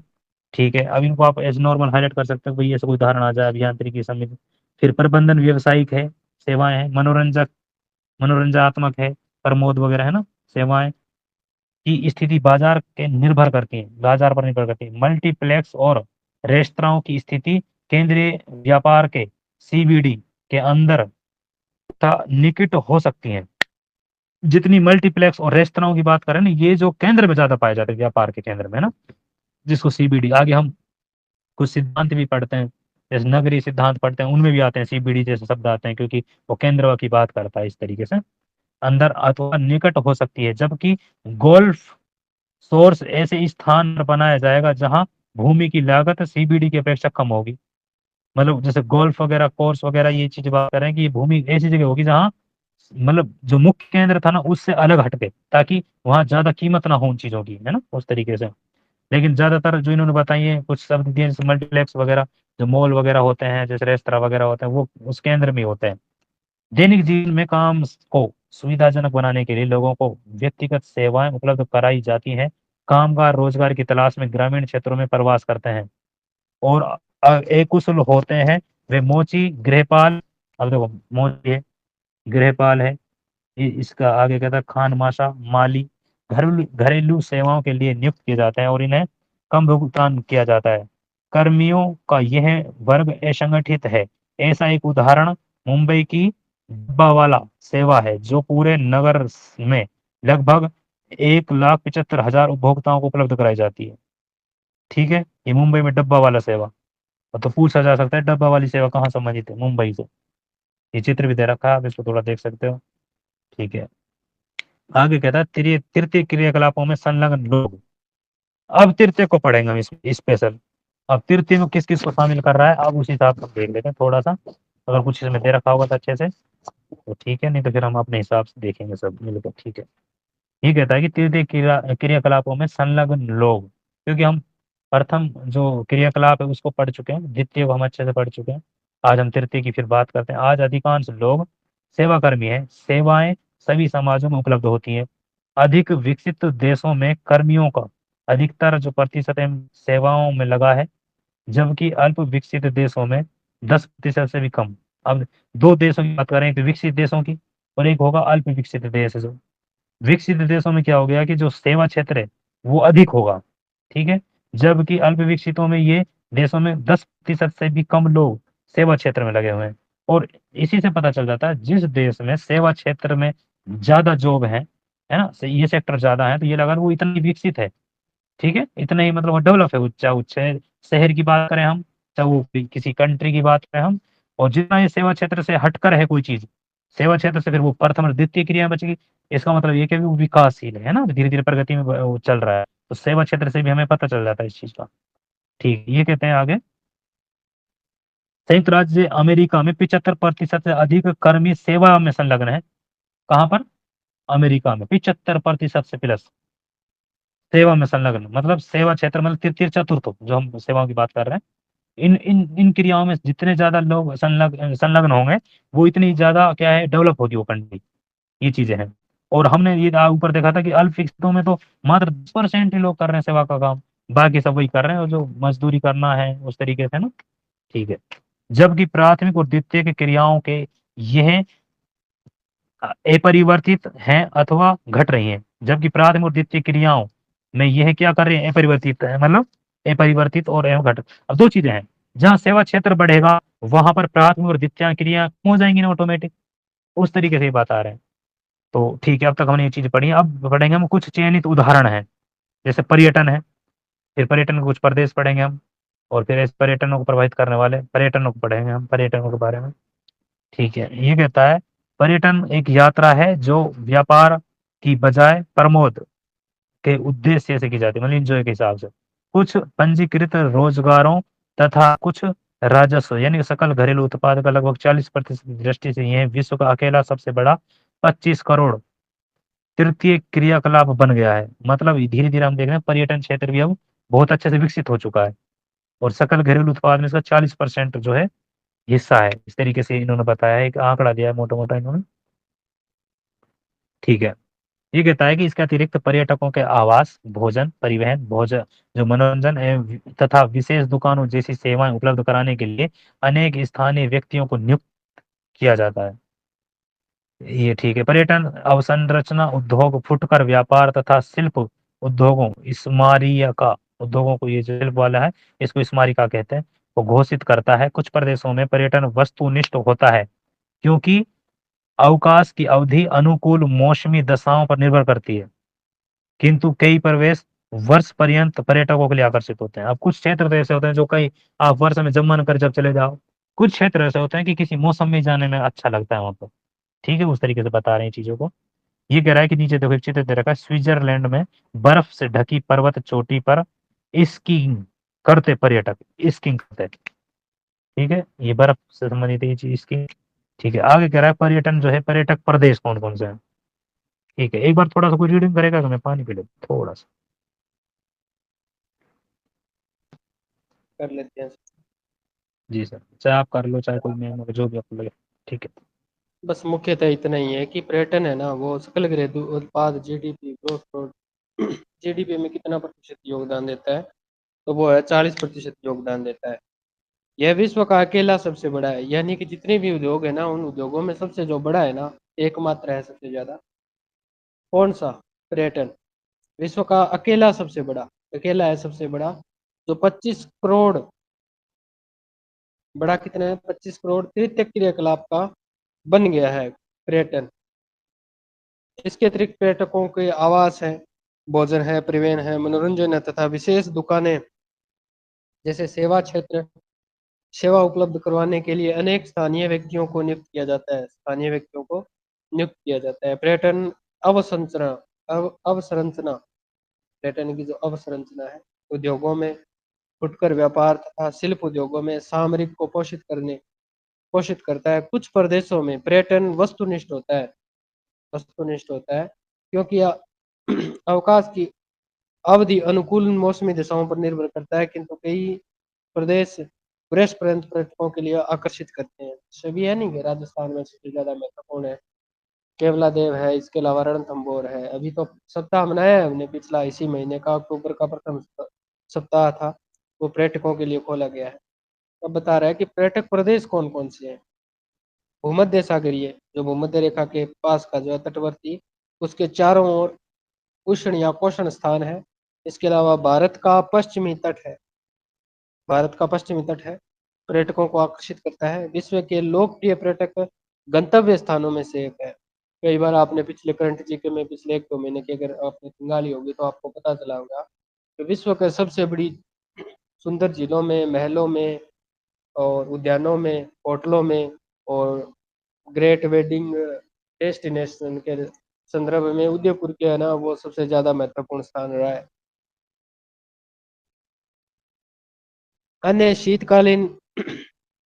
शीतकालीन खेल प्रदेश जो मुख्यतः पर्वतीय क्षेत्रों में पाए जाते हैं, मनोहारी भूदृश्य तथा यत्र तत्र फैले हुए राष्ट्रीय उद्यान सम्मिलित है। स्मारकों, विरासत स्थलों और सांस्कृतिक गतिविधियों के कारण ऐतिहासिक नगर भी, यानी कि जो इतिहास के भी नगर है ना, वो भी पर्यटकों को आकर्षित करते हैं। जैसे आपको मेहरानगढ़ की बात करें, इसके अलावा जोधपुर का है, इसके अलावा ताजमहल है, इसके अलावा जो टीपू सुल्तान है, टीपू सुल्तान का जो पिछली बार लेके आए थे ना, तो चला था कि वो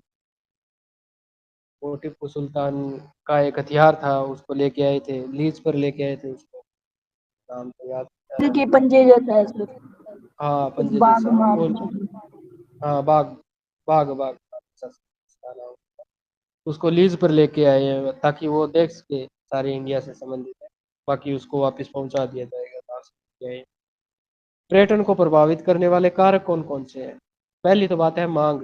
विगत शताब्दी में अवकाश के लिए अवकाश के लिए भी मांग की तीव्रता बढ़ती जा रही है।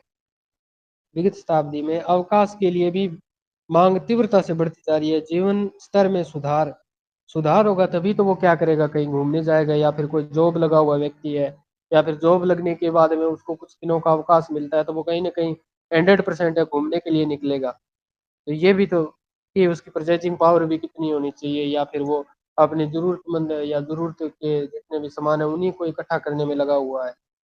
तो जरूरी है कि किस चीज की मांग है। उधार तथा बढ़े हुए फुर्सत के समय के कारण अधिक लोग विश्राम के लिए अवकाश पर जाते हैं। इसके अलावा परिवहन है, परिवहन सुविधाओं में सुधार के साथ पर्यटन क्षेत्रों का आरंभ हुआ है। बेहतर सड़क प्रणालियों में कार द्वारा यात्रा सुगम होती है। हाल ही के वर्षों में वायु परिवहन का विस्तार अधिक महत्वपूर्ण रहा है। अब देखो, यूएसए है, कनाडा है, और विश्व के बहुत सारे ऐसे देश हैं जहाँ पर सड़क परिवहन कम है, परंतु वहाँ पर ऑस्ट्रेलिया में तो वायु परिवहन इतना जटिल है। जटिल का मतलब इतना ज्यादा है कि वहां पर ऑस्ट्रेलिया में जो मेरिनो भेड़ पाली जाती है, नहीं, अगर वहां पर किसी भेड़ या किसी भी कारण से वो अगर बीमार हो जाए तो वहां पर उनको देखने के लिए भी हेलीकॉप्टर से आते हैं वहां के डॉक्टर। तो वहां पर जो सुविधाएं है वो कितनी उपलब्ध हो रही है, कितनी ज्यादा, इस प्रकार से जो ज्यादा समुद्री इलाकों से चिपके हुए देश है तो उनके पास में समुद्री की यात्राओं से संबंधित है, वो ज्यादा जेट स्की है वगैरह वो यूज लेते हैं। तो वही परिवहन। इसके अलावा वर्षों द्वारा वायु परिवहन का विस्तार भी बहुत महत्वपूर्ण रहा है। उदाहरण के लिए वायु यात्रा द्वारा कुछ ही घंटों में अपने घर से ज्यादा अपने घरों से विश्व के कहीं भी जाया जा सकता है। पैकेज अवकाश के प्रारंभ ने भी लागत घटा दी है। पैकेज कर देते हैं, कितने महीने का, 1 महीने का पैकेज है, हम 15 जगह पर आपको घुमाएंगे, इन इन होटलों में रखेंगे। इसके अलावा ये भी है, तो वो भी क्या है, सहूलियत हो जाती है और सारे के सारे सामान के खर्चे पानी बच जाती है। चलो छोड़ो, भी सारा का सारा सिस्टम है इन्हीं का, एक बार पैसे देने हैं, बाकी सारा अरेंजमेंट यही करेंगे, खाने पीने रहने घुमाने और इसके अलावा। परंतु कई बार गाइड वगैरह की है तो वो सारा का सारा वही अरेंज कर लेते हैं। अकेला व्यक्ति है वो थोड़ा कतराता है इन चीजों से। अब पर्यटन को आकर्षण करने वाला है जलवायु। ठंडे प्रदेश जो यूरोप है, कनाडा है, साइबेरिया वाला है, तो ठंडे प्रदेशों के अधिकांश लोग कुलीन विश्राम के लिए उष्ण व धूपदार मौसम की अपेक्षा करते हैं, वहां आना चाहते हैं। दक्षिणी यूरोप यानी यूरोप का दक्षिणी यूरोप भूमध्य सागरीय क्षेत्रों में पर्यटन के महत्वपूर्ण है। यह एक मुख्य कारण है। अवकाश के अवकाश के शीर्ष मौसम में यूरोप के अन्य भागों में अनेक भूमध्य सागरीय जलवायु के लगभग सतत उच्च तापमान, धूप की लंबी अवधि तथा निम्न वर्षा की दशाएं होती है। शीतकालीन अवकाश का आनंद लेने वाले लोगों की विशिष्ट जलवायु भी है, जरूरतें भी होती है। जैसे या तो वो अपनी गृह क्षेत्रों की तुलना में ऊंचे तापमान अथवा स्कीइंग के लिए अनुकूल हिमावरण। स्कीइंग यानी कि वो जेट स्की वगैरह, जैसे जेट स्की होती है समुद्र में चलती है, स्कीइंग होती है वो बर्फ पर फिसलने के लिए जो पैरों में डाली जाती है वो पट्टियां सी, तो उसको बोलते हैं स्कीइंग। इसके अलावा भूदृश्य, कई लोग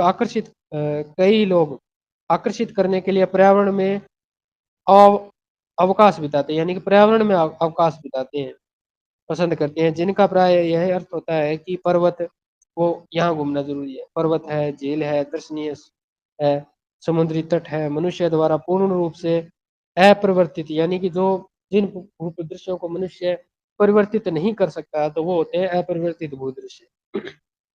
तो उनको देखना ज्यादा पसंद करता है। जैसे ज्यादातर होता है कि छुट्टी लेने के बाद में लोग ज्यादातर ताजमहल को देखने के लिए निकलते हैं, परंतु उसमें से 10% 5% ही लोग होते हैं जो अवकाश मिलते ही रणथंभौर राष्ट्रीय उद्यान या फिर केवला देव या फिर इसके अलावा कोई अन्य जगह पर जाते हैं। तो उनमें वो तुलना भी तो की जाती है ना कि कौन सा कहाँ पे जाता है। उसके बाद में फिर सर्किट का निर्धारण होता है। जैसे दिल्ली, जयपुर, आगरा, ये एक सर्किट है। इस सर्किट पर फिर सारी सुविधाएं मिल जाती है। इस सर्किट पर जो भी है गाड़ी चलेगी या फिर इसके अलावा जो भी है ट्रेनें चलेगी, तो उनके लिए विश्राम गृह हैं, फिर विश्राम गृहों की व्यवस्थाएं हैं, सुविधाएं हैं, तो वो सारा उन्हीं के देखते हैं। जैसे राजस्थान आरटीडीसी द्वारा होटल स्थापित किए हैं, जैसे मुंबल है, खादिम है, खिदमत है, इस प्रकार के पूरे राजस्थान में होटल है। उन होटलों का विकास है तो वो इसी दृष्टि से किया गया है। इतिहास एवं कला इतिहास एवं कला किसी भी क्षेत्र के इतिहास और कला की संभावित आकर्षक होता है। ये लोग प्राचीन और सुंदर नगरों के पुरातत्व स्थानों पर जाते हैं और वहाँ किले, महल और गिरजाघरों को देखकर आनंद उठाते हैं। किला होता है जैसे राजस्थान में जैसलमेर है, वहाँ की कला संस्कृति में महत्वपूर्ण स्थान रखता है कठपुतलियाँ। तो कठपुतलियाँ देखने से संबंधित है, तो कठपुतलियों का नाटक है वो आपको जोधपुर में नहीं मिलेगा, ज्यादातर जैसलमेर में ज्यादा मिलेगा क्योंकि वहाँ विदेशी पर्यटक ज्यादा आते हैं। फिर वहाँ पर एक क्षेत्र भी होता है, सम के दौरे हैं, इसके अलावा सनसेट पॉइंट है, सनराइजिंग पॉइंट है, तो वो भी तो वो देखने में बहुत ज्यादा है। तो ये थोड़ा सा वो वहाँ की कला संस्कृति है, कालबेलिया नृत्य है, घोड़ों पर है वो, आ, ऊँटों पर है वो सवारी करना, तो वो वहाँ की संस्कृति ही बताती है। पहनावा है, रीति रिवाज है, वाद्य यंत्र वगैरह जो भी, तो वो सारे के सारे संस्कृति में शामिल हो जाते हैं। संस्कृति और अर्थव्यवस्था, यानी कि संस्कृति कल्चर और इकोनॉमिक्स का किस प्रकार से संबंध है जो पर्यटकों को आकर्षित करता है। इसमें मानवीय या मानव जातीय और स्थानीय रीतियों रीतियों स्थानीय रीतियों को पसंद करने वालों को पर्यटन लुभाता है। यदि कोई प्रदेश पर्यटकों की जरूरतों को सस्ते दाम में पूरा करता है तो वह अत्यंत लोकप्रिय हो जाता है।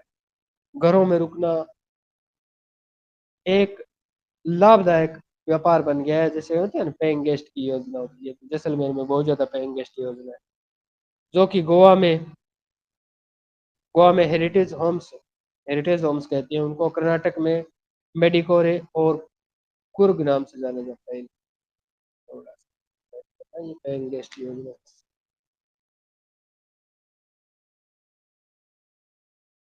गोवा में है हेरिटेज होम्स तथा कर्नाटक में मेडिकोरे और कुर्ग।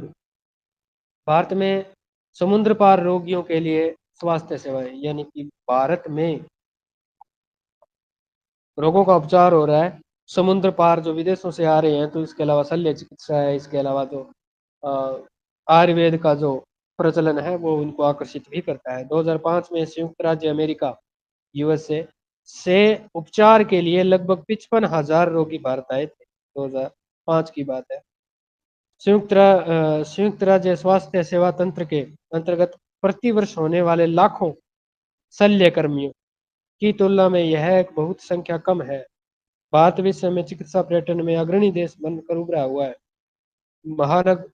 महानगरों में अवस्थिति विश्व स्तरीय अस्पताल संपूर्ण विश्व के रोगियों के लिए उपचार करते हैं। भारत, थाईलैंड, अंडरलाइन करना इन देशों को थोड़ा सा, भी चिकित्सा के लिए कहाँ कहाँ विचरण करते हैं पर्यटक, तो है भारत है, थाईलैंड है, सिंगापुर है, मलेशिया है। जैसे विकासशील देशों में चिकित्सा पर्यटन है वो बहुत महत्वपूर्ण है, अनेक लाभ प्राप्त होते हैं। चिकित्सा पर्यटन के अतिरिक्त अतिरिक्त क्या चीजें हैं? अतिरिक्त चिकित्सा परीक्षणों और आंकड़ों के निर्वचन,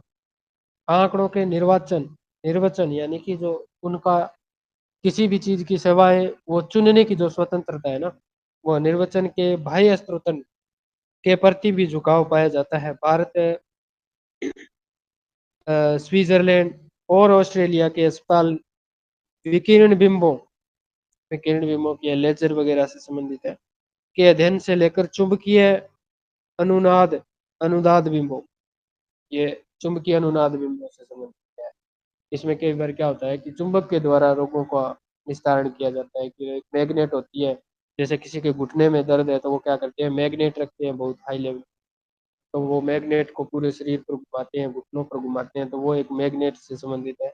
वो कहता है कि इससे कुछ नाड़ी है वो सही होती है, तो वो इससे भी संबंधित है। इसके अलावा विकिरण बिंबों का द्वारा भी होता है, लेजर से संबंधित है।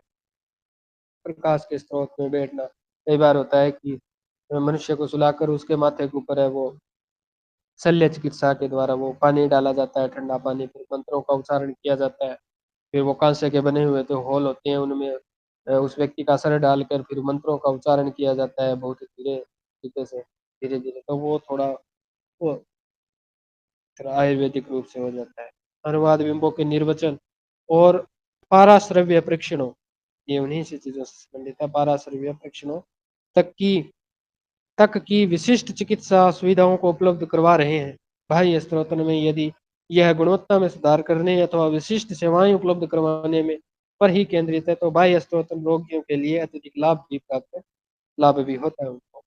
चिकित्सा पर्यटन क्या चीज है? जब चिकित्सा उपचार को अंतर्राष्ट्रीय पर्यटन की गतिविधि से संबंधित कर दिया जाए। किसको?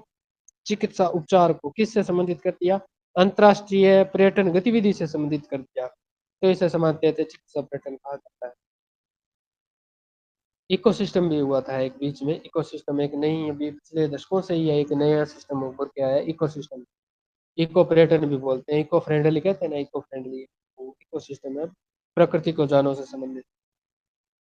उसके बाद में चतुर्थ क्रियाकलाप, फोर्थ सेक्टर, कोपेनहेगन और न्यूयॉर्क में एक बहुराष्ट्रीय कंपनी के मुख्य कार्यकारी अधिकारी और चिकित्सीय प्रतिलेखक, मेडिकल ट्रांसक्रिप्शनिस्ट के बीच क्या समानता है? ये सभी लोग एक सेवा सेक्टर के उस प्रभाग में कार्य करते हैं जो ज्ञानोन्मुखी है, ज्ञान का उन्मुख करते हैं, यानी कि ज्ञानोन्मुखी है। इस सेक्टर को चतुर्थ और पंचमक क्रियाकलापों में विभक्त किया जा सकता है। ज्ञानोन्मुखी संबंधित है, इस सेक्टर को चतुर्थ और पंचमक में विभक्त किया जा सकता है। चतुर्थ क्रियाकलापों में कुछ महत्वपूर्ण निम्नलिखित है, जैसे सूचना का संग्रहण, सूचना देना नहीं, सूचना का संग्रहण किया जा रहा है। टीवी, रेडियो, दूरसंचार है, ये सूचना का प्रसारण करते हैं। तो कुछ एक चीजें होती है जो सूचना का संग्रहण करती है, जहां पर सूचनाएं मणि बनाई जाती है, गढ़ी जाती है, क्या दिखाना है, क्या बनाना है। तो सूचना का संग्रहण, उत्पादन और प्रकीर्णन अथवा सूचना का उत्पादन करना है, वही सूचना का उत्पादन करना, नई सूचना प्रसारित करने से पहले। सूचना का उत्पादन भी है। चतुर्थ क्रियाकलाप अनुसंधान, अनुसंधान और विकास पर केंद्रित होता है। अनुसंधान किस प्रकार से कि जैसे रेबीज के टीके हैं, इसके अलावा कोरोना वायरस के टीके हैं, तो टीके बनाने से संबंधित जो उनमें अनुसंधान में लगे हुए वैज्ञानिक थे, उन्होंने खोजा तो पूरे विश्व में एक यूनिक चीज बनाकर दी है उसने। उसके बाद में उसका प्रसार हुआ है, फिर प्रोडक्ट बनाए कंपनियों ने, इसके अलावा जितने भी जो मशीनरी है उन्होंने प्रोडक्ट बनाए, परंतु फाइनल जो बनाया है ना वो किसी बुद्धिजीवी वर्ग ने बनाया। तो अनुसंधान और विकास पर केंद्रित होते हैं। ये विशिष्ट ज्ञान, प्रौद्योगिकी प्रौद्योगिकी कुशलता और प्रशासकीय सामर्थ्य जैसे संबंध सेवाओं के उन्नत नमूने को उन्नत नमूने के रूप में देखा जाता है। किसको? चतुर्थ क्रियाकलाप। अब थोड़ा सा इसमें चतुर्थ सेक्टर कौन कौन से हैं? आर्थिक वृद्धि, पैसे से संबंधित है। आर्थिक वृद्धि के आधार पर तृतीय सेक्टर के साथ चतुर्थ सेक्टर ने भी प्राथमिक और द्वितीयक रोजगारों को प्रतिस्थापित कर दिया है। विकसित अर्थव्यवस्थाओं में सीधे अर्थव्यवस्थाओं में आधे से अधिक, यानी विकसित अर्थव्यवस्थाओं में, जो विकसित अर्थव्यवस्थाएं विकसित हो चुकी है, उन अर्थव्यवस्थाओं में आधे से अधिक जो कर्मी है ना, 50% से ज्यादा इस ज्ञान क्षेत्र में कार्यरत है। कई बार होता है ना कि कई बार कहते हैं कि मुझे तो 12 पढ़े हुए को लोग यहाँ पर काम पर भी नहीं रख सकते, तो उसमें भी तो उन्नत होना चाहिए ना, कि काम में भी तो बहुत ज्यादा गुणवत्ता हो, तो जानकारी भी हो कि कौन सा किस प्रकार से। किसी प्लम्बर की दुकान पे लगा हुआ है तो उसको पहले भी, अनपढ़ को तो वैसे ही नहीं रखा जा सकता वहां पे कि वो पूछ ले कि ये सामान लेके आओ। अगर अनपढ़ को यही पता नहीं है कि कौन सा किस प्रकार का सामान है, उस पर लिखा हुआ होता है 5 मीटर का, 6 मीटर का, 7 मीटर का फीता है, अनपढ़ को यही पता नहीं है कि 5 मीटर का कौन सा है, 6 मीटर का कौन सा है। तो ये उन्नति हो गया थोड़ा पढ़ाई से संबंधित। तो इसी प्रकार कहता है कि विकसित अर्थव्यवस्थाओं में आधे से अधिक जो ज्ञान कर्मी है ना, जो कर्मी जितने भी लगे हैं वो ज्ञान के इस क्षेत्र के में कार्यरत है, तथा पारस्परिक कोष, म्यूचुअल फंड, पारस्परिक कोष, म्यूचुअल फंडों के प्रबंधकों से लेकर, जो बीमा से संबंधित है, पारस्परिक कोष, म्यूचुअल फंड से लेकर परामर्शदाताओं, सॉफ्टवेयर इंजीनियरिंग सेवाओं के मांग के अति उच्च वृद्धि हुई है इनमें।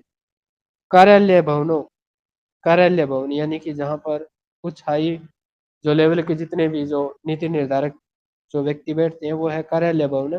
प्रारंभिक विद्यालय, विद्यालय कक्षाओं और अस्पताल व डॉक्टरों के कार्यालय, रंगमंचों। कुलदीप सर की अगर आपके पास नोट्स है तो प्राथमिक, द्वितीयक और तृतीयक व्यवसायों की एक लिस्ट बनाकर आप एक काम करना, उनको पढ़ लेना। बाकी नॉर्मल सी बातें हैं, यहाँ पर मत भूलना इसमें कि कौन सा पृथक में आता है, कौन सा द्वितीयक में आता है, फाइनल छोड़ देना उसी पर। क्योंकि जब तक आप किसी एक फैक्टर को लेकर ज्यादा याद नहीं करोगे तब तक आप कंफ्यूज ही रहोगे, तब तक परीक्षा आए या नहीं आए।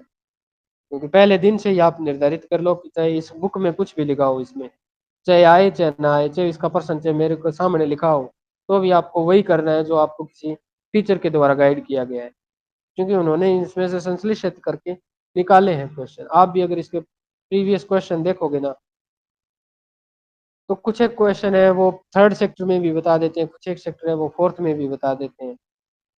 कंट्रोवर्सी है इसमें। रंगमंच है, रंगमंच भी तो क्या है, एक सेवा ही है एक प्रकार का। उसके बाद में लेखा कार्य है, लेखा कार्य है तो वो दलाली का कार्य है, ये दलाली वाला कई बार आया हुआ है।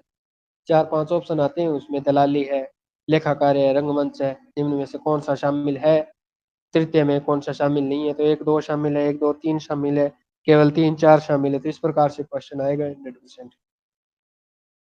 तो दलाली के फर्मों में काम करने वाले, क्योंकि दलाली वो सिर्फ दलाली खाता है बीच में, वो न तो उसकी आपकी खुद की प्रॉपर्टी होती, न बेचने वालों को वो कुछ देता, वो तो सिर्फ खरीदने वाले और बेचने वाले को दोनों को मिलाता है और मिलाकर वो अपने उसमें से बातचीत करवाकर उसका जो फाइनल प्रोडक्ट है वो अगर एक दूसरी तरफ हस्तांतरित हो गया तो वो क्या करता है, दोनों तरफ से पैसा लेता है, बेचने वाले से भी पैसा ले लेता है और खरीदने वाले से भी पैसा ले लेता है। तो वो उसकी गुणवत्ता है कि वो उस चीज को कैसे बेच रहा है, दलाल की। तो दलाली से संबंधित फर्मों में काम करने वाले कर्मचारी इस वर्ग की सेवाओं में शामिल आते हैं, किसमें, चतुर्थ सेक्टर में। मानसिक योग्यता है।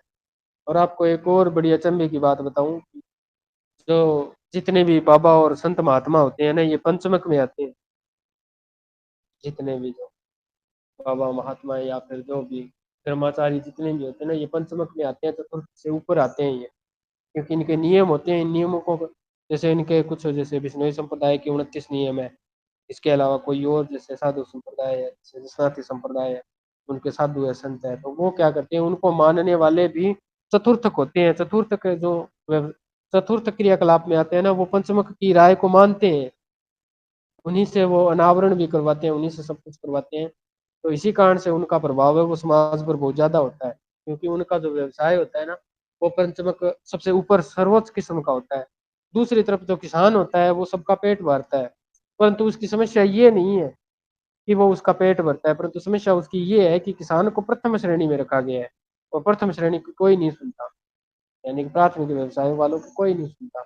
हालांकि शुरुआत तो वहीं से होती है, तो ज्यादातर क्या है, पंचमक व्यवसाय से क्रियाकलापों की ज्यादा चहलकदमी देखी जाती है। अब उसके बाद में कुछ लिखा हुआ है, $2 क्वेश्चन कुछ लिखा हुआ है, बोर्न नोट डाउन। अपनी कक्षा में उभरते चिकित्सा उद्योगों में सर्वनाश पर एक औपचारिक चर्चा आयोजित। यह सब नेक्स्ट पेज पे है, यह सब किस ओर ले जाएगा, क्या ले जाएगा, क्या यह आरंभ है अथवा अंत है इस चीज का, इसके बाद क्या होगा।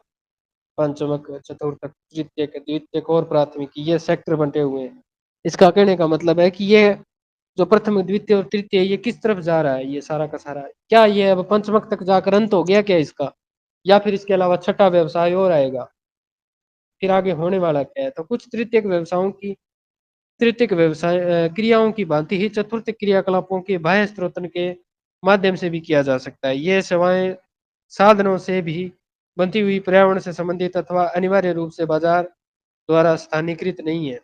पंचमक क्रियाकलाप, पंचमक क्रियाकलाप, अब थोड़ा यहाँ पर सारी सारी चीजें उच्चतम होगी, किसी भी चीज को पढ़ लो उच्चतम ही रहेगी। उच्चतम स्तर के निर्णय लेने, अब निर्णय कौन लेता है, अपने परिवार का, अपने फादर्स लेते हैं, पर इसके अलावा भी समाज में पूरे धर्म शास्त्र को, या फिर इसके पूरे भारत स्तर पर है एक पूरा का पूरा मंत्री परिषद है, फिर राष्ट्रपति, या राष्ट्रपति के अलावा भी एक और निर्णय निर्धारण में काम करता है, वो है संसद करती है सारे नियमों का। तो फाइनल काम तो फिर राष्ट्रपति करता है, और प्रधानमंत्री है तो उसकी कैबिनेट की बैठक है, तो कैबिनेट मीटिंग है। तो इस प्रकार से क्या है, निर्णय लेने एवं नीतियों का निर्माण करना, कोई भी नीतियों का निर्माण करना करने वाले पंचमक क्रियाकलापों को निभाते हैं। बस बात तो इतनी में ही सम्मिलित हुई है, अगर आप इस चीज को समझ गए तो पंचमक आपसे छूट नहीं पाएगा, बाकी इसमें उलझ गए तो फिर वह फिर क्वेश्चन क्वेश्चन में बन जाएगा। इसमें और ज्ञान, इसमें और ज्ञान आधारित उद्योगों जो कि सामान्यतः चतुर्थ सेक्टर से जुड़ी होती है, यानी कि यहाँ पर जो आधारित ज्ञान है वो सीधा चतुर्थ सेक्टर से जुड़ी होती है, और ये सूक्ष्म अंतर होता है। अंतर भी इतना सूक्ष्म होता है कि आप ज्ञात नहीं कर सकते। 5 व्यक्ति है, 5 व्यक्तियों में भी आप उसमें से ज्ञात नहीं कर सकते कौन सा चतुर्थक में है, या सारे चतुर्थक में है, या सारे पंचमक में है। उसमें से फिर एक झट से हमें पता चलता है कि किसी एक व्यक्ति ने सभी व्यक्तियों को निर्देश दिया कि आप यहाँ से लेकर इधर तरफ जाओगे, तब हमें पता चलता है कि फलां व्यक्ति है, ये इन चारों का हेड है। हेड है तो फिर हमें पता चलता है, बाकी हमें देखने से सीधा पता ही नहीं चलता। नेक्स्ट बॉक्स में कुछ लिखा हुआ है कि पंचमक क्रियाकलाप में वे सेवाएं जो नवीन, नवीन की बात थोड़ा अंडरलाइन करना, नवीन एवं वर्तमान विचारों की रचना करे। विचार नवीन होना चाहिए। मैंने कहा कि कल बरसात आएगी, तो ये कोई मेरा विचार नहीं है, ये सर्वमान्य विचार है, परंतु तो मेरा एक ऐसी थ्योरी बनाकर मैं आपको प्रस्तुत करूं कि कल ही क्यों आएगी और कल के मौसम के विपरीत किस प्रकार से है, तो मेरी थ्योरी सब पर लागू भी करे और कल के दिन बरसात भी आए, तो मेरी अगर थ्योरी कामयाब होती है तो वो मेरा एक यूनिक विचार होता है, इंडिविजुअल हो जाता है। वो विचार की रचना करे। तो मनोविज्ञान में होता है शायद 2 शब्द आते हैं, एक तो अब सारी चिंतन होता है, कभी सारी चिंतन होता है, ब्रॉड माइंडेड और नैरो से संबंधित कुछ होता है। उसके पुनर्गठन, यानी कि नवीन और वर्तमान विचारों की रचना, उसके पुनर्गठन, पुनर्गठन यानी कि वही उसको तोड़ फोड़ सकता है, और उसकी व्याख्या, आंकड़ों की व्याख्या और प्रयोग, तथा नई प्रौद्योगिकी के मूल्यांकन। प्रौद्योगिकी भी कैसी नई प्रौद्योगिकी, जैसे पुराने उद्योगों में हमने सबसे ज्यादा क्या हुआ था, सूती वस्त्र की मिलों में हमने क्या किया, सूती वस्त्र की मिलों में पहले लोग हथकरघे के रूप में काम करते थे। जैसे जैसे हथकरघों के स्थान पर नई मिलें आई तो उन्होंने लोगों ने काम छोड़ दिया।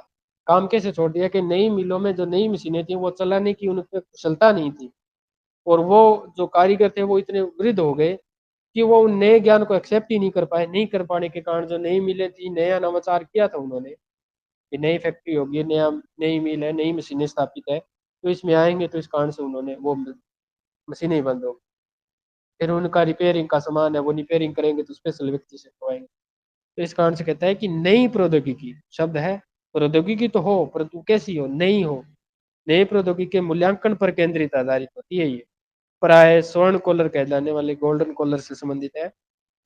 व्यवसाय तृतीयक सेक्टर का एक उपवर्ग, तृतीयक सेक्टर का एक और उप विभाग है ये, जो वरिष्ठ व्यवसायिक कार्यकारियों और सरकारी अधिकारियों का अनुसंधान, वैज्ञानिकों का वित्त एवं विधि द्वारा, परामर्शदाताओं द्वारा, जैसे निर्मला सीतारमण है, तो जब तक बजट पेश नहीं कर देती तब तक वो सारा का सारा बायोडाटा उन्हीं के दिमाग में होता है। अगर वो एक दिन पहले लीक कर दे सारा बायोडाटा तो हो सकता है कि सारी जो बाजार की क्रियाएं हैं या फिर जो सेंसेक्स मार्केट है वो सारा का सारा डाउन हो जाए। तो अगर कल को ये पता चल जाए कि नेक्स्ट आने वाले बजट में लोहा महंगा होने वाला है, तो सारे के सारे उस लोहे का स्टोर कर ले। परंतु समस्या यह है कि सारे भारत को एन वक्त पर सभी जगह पर पता चलता है कि कल लोहा महंगा होने वाला है। खाद्य पदार्थों में 5 रुपए की बढ़ोतरी की गई है, 2 बटर वगैरह। अगर कोई कह दे कि भी कल है, कल से बटर सस्ता हो जाएगा, आज महंगा चल रहा है 45 रुपए किलो के हिसाब से चल रहा है, कल बटर सस्ता हो जाएगा 20 रुपए हो जाएगा, तो लोग रातों रात बेचने में उसको लग जाते हैं, कैसे भी हो, क्योंकि जिनको पता चलेगा वो बेचेंगे। तो इस कारण से हो जाता है सारा, तो मार्केट डाउन हो जाती है, सारा पैसे का जो मूल्य होता है वो कम हो जाता है। इस कारण से कहते हैं कि कुछ एक जो नीति निर्धारक होते हैं, वैज्ञानिक होते हैं, वित्त एवं विधि के जो परामर्शदाता होते हैं इत्यादि की विशेष और उच्च वेतन वाली, और वेतन भी बहुत ज्यादा उच्च होता है, कई बार कुछ एक आंकड़ों को डाल देता है कि उच्च वेतन होता है, उच्च क्षमता होती है, उच्च मानसिक योग्यता होती है वाले कुशलताओं का प्रतिनिधित्व करते हैं। कौन? पंचमक वाले। उन्नत अर्थव्यवस्थाओं, अर्थव्यवस्था भी कैसी? उन्नत। उन्नत अर्थव्यवस्था की संरचना में इसका महत्व उसकी संख्या से कहीं अधिक होता है, यानी कि उन्नत जो अर्थव्यवस्था है ना उसकी संरचना में, उसका स्ट्रक्चर है ना उसमें उसका महत्व महत्व है ना उसकी संख्या से कहीं अधिक होता है, यानी कि एक संरचना में 50 व्यक्ति लगे हुए हैं, परंतु उन 50 व्यक्तियों के अलावा एक संरचना ऐसी भी है जहाँ 3 ही व्यक्ति काम कर रहे हैं, उन 50 के जितना प्रोडक्शन ले रहे हैं वो, तो वो 3 उन 50 के बराबर कैसे हो गए? उनके पास उन्नत तकनीक है, वो तकनीक का यूज ले रहे हैं, वो सारा का सारा दिमाग से और मशीनों से काम करवा रहे हैं, जैसे जेसीबी का काम है। पहले एक किसान है या जितने भी कारीगर होते हैं, मिस्त्री होते हैं, वो एक ट्राली को भरने में इतना टाइम लेते हैं, तो जेसीबी 5 सेकंड 5 मिनट में डाल देती है उतना सारा। तो वो उन्नत। कुछ एक बातें हैं इसमें बहुत महत्वपूर्ण रूप से याद रखने वाली। उन्नत है तो क्या उन्नत है, उन्नत है तो कितना उन्नत है, उन्नत है तो किसके एवज में उन्नत है, ये थोड़े। उसके अलावा बाह्य स्त्रोतन के परिणाम स्वरूप भारत, चीन, कुछ एक देशों के नाम आए हैं। भारत है, चीन है, पूर्वी यूरोप है, इसराइल है, फिलिस्तीन है, कोस्टारिका है, में बड़ी संख्या में कॉल सेक्टर कॉल सेंटर खुले हुए हैं। इससे इन देशों में नए काम उत्पन्न भी हुए हैं। बाह्य स्रोत ने इन देशों में आ रहा है जहां सस्ता और कुशल श्रम उपलब्ध है। ये उत्प्रवास वाले देश भी हैं। बाह्य स्रोत के द्वारा काम उपलब्ध होने पर इन देशों में प्रवास कम हो सकता है। बाह्य स्रोत वाले देश अपने यहाँ, ये बाह्य स्रोत क्या चीज है, बता एक सकते किस्म हैं का क्या? ठेका होता है, जैसे किसी को दे देते हैं अपन, मतलब जैसे लागत भी कम आए और दक्षता भी में सुधार आ जाए अपनी उस चीज में, तो किसी के लिए ठेका वगैरह दे देते हैं ना अपन काम को, भाई आप कर लो इस काम को ऐसे, तो उस तरीके से भाई ये शुरू होता है। हाँ, ये हम जाते हैं ना गल्फ कंट्रीज में, इसराइल में जाते हैं। अभी तो फिलहाल में इसराइल है, फिलिस्तीन है और गाजा पट्टी है, तो वहाँ पर क्या है, थोड़ा युद्ध की स्थितियाँ बनी हुई है, तो वहाँ से वापिस है प्रवास भारत की तरफ होगा, परंतु यहाँ पर ज्यादातर उत्प्रवास देखा जाता है। तो उत्प्रवास और प्रवास है, ये लगातार चलता रहता है। जस्ट उसी की बात है। तो ब्रेन ड्रेनेज की भी कई बार बात आती है। ब्रेन ड्रेनेज, ज्यादा जो कुशल श्रमिक होते हैं, कुशल व्यक्ति होते हैं, तो वो उच्च जीवन की सुविधाओं से चलते हुए वो यूरोप है, एशिया है, यूएसए है, कनाडा है, वहाँ पे काम के लिए निकल जाते हैं। कर रहे युवाओं का प्रतिरोध झेल रहे हैं। बाह्य स्रोतन से के बने रहने का मुख्य कारण तुलनात्मक लाभ है, लाभ पर ही काम करते हैं। पंचमक सेवाओं की नवीन प्रवृत्तियां, यानी कि सेवाएं कौन सी, पंचमक उसकी भी क्या नवीन प्रवृत्तियां में ज्ञान प्रक्रमण, जो ज्ञान का जो सेक्टर है ना, बाह्य स्त्रोतन के पीओ, देखते हैं इसका क्या केपीओ। होम शेयरिंग है जो कि बाह्य स्त्रोतन का एक विकल्प है। ज्ञान प्रकरण, बाह्य स्त्रोतन, उद्योग, व्यवसाय प्रक्रमण, बीपीओ। ये क्वेश्चन मेरे हिसाब से आया हुआ सा लगता है। केपीओ और बीपीओ को कुछ क्वेश्चन देखे थे मैंने। केपीओ क्या है, बी पता है क्या किसी को?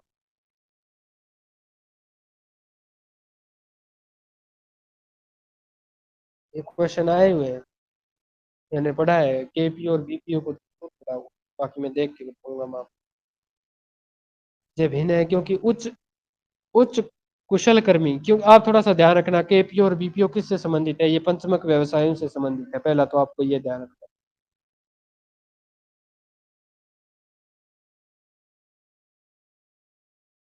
उद्योग व्यवसाय प्रक्रमण बीपीओ से भिन्न है क्योंकि उच्च कुशल कर्मी, ये कह रहा है कि केपीओ से भिन्न है क्योंकि इसमें उच्च कुशल कर्मी है ना, वो सम्मिलित होते हैं।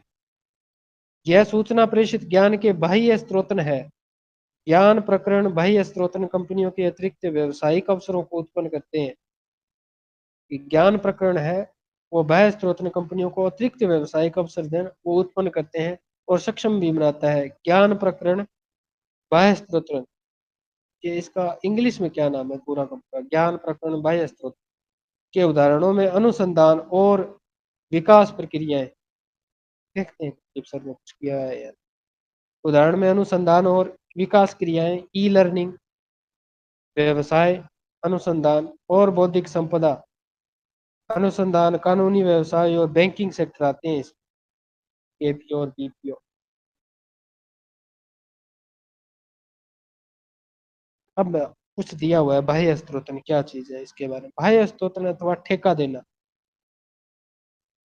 दक्षता को सुधारता है, सुधारने और लागतों को घटाने, यानी कि जो भी लागत है उसको घटाने के लिए किसी बाहरी अभिकरण को काम सौंपा जाता है। कई बार है ना, भारत में संबंधित है, ठेका पद्धति पर है, रेलवे को ठेका है। तो उसके अलावा वायु परिवहन को ठेका पद्धति के द्वारा, शिक्षा पद्धति को ठेका पद्धति के द्वारा। तो ये सारा का सारा ठेका पद्धति अभिकरण को सौंपता है। जैसे राजस्थान की रोडवेज थी पहले ठेका पद्धति में, डालने की बात हो रही थी, और ज्यादातर है वो लोकप्रिय है, वो डाल भी दिया है उसको। किसी बाह्य अभिकरण को काम सौंपना है। जब बाह्य स्रोत में कार्य समुद्र पार के स्थानों पर स्थानांतरित कर दिया जाता है तो उसके अपतरण, अपशोरिंग, अपशोरिंग कहा जाता है। यानी थोड़ा सा कंट्राइन करना है इसको। अपशोरिंग क्या कहलाता है? बाह्य स्रोत में अपशोरिंग क्या है कि यह ठेका पद्धति में क्या है कि वो ठेका किसी बाहरी दूसरे देश को दे देना। इसको क्या है कि जब बाह्य स्रोत के कार्य समुद्र पार के स्थानों पर स्थानांतरित कर दिया जाता है तो उसे अपशोरिंग, स्थानों पर स्थानांतरित कर दिया, यानी काम को स्थानांतरित कर दिया किसी बाहरी देश पर। ठीक है, पढ़ते हैं। यदि दोनों अपतरण और बाह्य स्रोतों का प्रयोग इकट्ठा कर लिया जाता है तो जिन व्यापारिक क्रियाकलापों को बाह्य स्रोत किया जाता है, जिन व्यापारिक क्रियाकलापों को बाह्य स्रोत किया जाता है, उसमें सूचना प्रौद्योगिकी, मानव संसाधन, ग्राहक सहायता, कॉल सेंटर सेवाएं और कई प्रकार की विनिर्माण एवं अभियांत्रिकी भी शामिल की जाती है। आंकड़ा प्रक्रमण, आंकड़ा प्रक्रमण सूचना प्रौद्योगिकी से संबंधित एक सेवा है जिसमें आसानी से एशियाई, पूर्वीय, यूरोपीय और अफ्रीका, यानी कि एशिया को लिया है, यूरोप को लिया है, यूरोप का भी पूर्वी और अफ्रीका का कुछ देश लिया है, समन्वित किया जा सकता है। इन देशों में विकसित देशों की अपेक्षा, तुलना की है विकसित देशों से, विकसित देशों की अपेक्षा कम परिश्रम पर अंग्रेजी भाषा में अच्छी निपुणता वाले सूचना प्रौद्योगिकी के कुछ कुशल कर्मचारी उपलब्ध हो जाते हैं। अतः हैदराबाद एवं मनीला में स्थापित एक कंपनी भौगोलिक सूचना तंत्र GIS, ये भौगोलिक सूचना तंत्र की तकनीकी पर आधारित परियोजना पर संयुक्त राज्य अमेरिका अथवा जापान जैसे देशों के लिए काम करती है। श्रम संबंधी कार्यों का समुद्र पार क्रियान्वित करने से, चाहे वह भारत या चीन हो या जहाँ कहाँ भी अफ्रीका का कम सघन जनसंख्या वाला देश बोत्सवाना ही हो, ऊपरी लागत बहुत कम होती है जिससे यह सेवा लाभदायक हो सकती है। थोड़े कॉल के नाम लिखने हैं। लाल कॉलर कौन सी है? स्वर्ण कॉलर, श्वेत कॉलर, धूसर कॉल, नीला कॉलर, गुलाबी कॉल। प्रत्येक रंग नाम और कार्य। उसके अलावा अंकीय विभाजन, थोड़ा सा अंकीय विभाजन को अंडरलाइन करते हुए मस्ट इम्पोर्टेंट करते हैं। अंकीय विभाजन क्या है? सूचना और प्रौद्योगिकी, हमारे अलग से चैप्टर जुड़ा हुआ है, सूचना और प्रौद्योगिकी पर आधारित, इस पर आधारित है अंकीय विभाजन। विकास से मिलने वाले अवसरों के वितरण पूरे ग्लोब पर असमान, समान नहीं है, असमान, पूरे ग्लोब पर असमान रूप से वितरित है। विकास से मिलने वाले अवसरों का वितरण पूरे ग्लोब पर असमान रूप से वितरण है।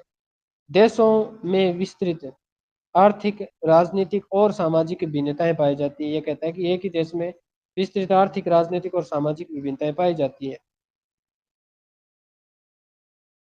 निर्णायक कारक यह है कि कोई देश कितनी शीघ्रता से अपने नागरिकों को सूचना और संचार प्रौद्योगिकी तक पहुंच है और उसके लाभ करवा सकता है, यानी कि उसके लाभ उपलब्ध करवा सकता है। विकसित देश, कौन से देश? विकसित देश जो विकासशील थे पहले और वर्तमान में विकसित हो चुके हैं। विकसित देश सामान्य रूप से इस दशा में आगे बढ़ गए हैं क्योंकि विकासशील देश पिछड़ गए हैं, विकासशील देश पिछड़ गए हैं। इसी अंकीय विभाजन कहा जाता है, इसे ही अंकीय विभाजन कहा जाता है। देखते हैं, पूरा पढ़ते हैं। इसी प्रकार देशों के भीतर अंकीय विभाजन विद्यमान भी है, देशों के भीतर भी अंकीय विभाजन विद्यमान है। पहले तो महाद्वीपों से संबंधित देश थे, विकासशील और अविकसित में था।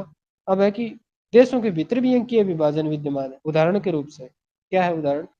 भारत अथवा रूस जैसे विशाल देशों में असमव्यवाही, देशों में असमव्यवाही है कि महानगरीय केंद्रों की जैसे निश्चित क्षेत्रों में परिधि नगर ग्रामीण क्षेत्रों की तुलना में अंकीय विभाजन के साथ में बेहतर संबंध पहुंच पाई जाती है।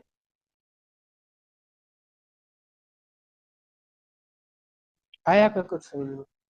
अंकीय विभाजन किसका है?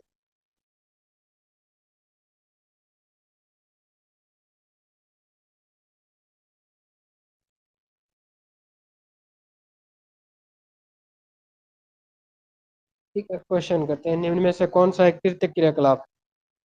खेती नहीं है, पहले तो काट दो खेती को। उसके अलावा बुनाई नहीं है। व्यापार हो सकता है। आखेट आखेट नहीं है, प्राथमिक है, तो इसमें क्या हो जाएगा? व्यापार। तृतीय कौन सा है?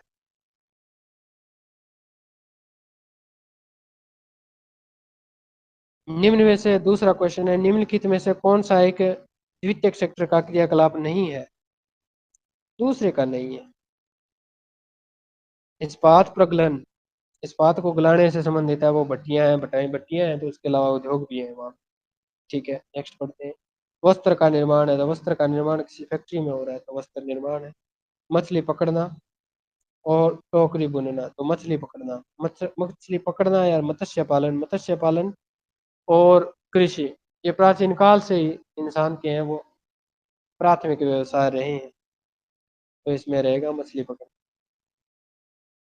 निम्न में से कौन सा एक सेक्टर है? एक सेक्टर प्रथम द्वितीय तृतीय चतुर्थ है, वो दिल्ली, मुंबई और चेन्नई, कोलकाता, चारों महानगरों में सर्वाधिक रोजगार प्रदान क्या प्रदान कर रहा है? रोजगार प्रदान। मेरे हिसाब से सेवा सेक्टर होना चाहिए। प्राथमिक, द्वितीयक, पर्यटन और सेवा सेक्टर। मेरे हिसाब से सेवा सेक्टर होना चाहिए, अगर आप कोई लगे तो बताना। वे काम जिनमें उच्च परिणाम और स्तर वाले अन्वेषण, उच्च की बात हो रही है, उच्च परिणाम और स्तर वाले अन्वेषण शामिल होते हैं, पंचमक होते हैं। डाल दो सारे को, पंचमक है क्या?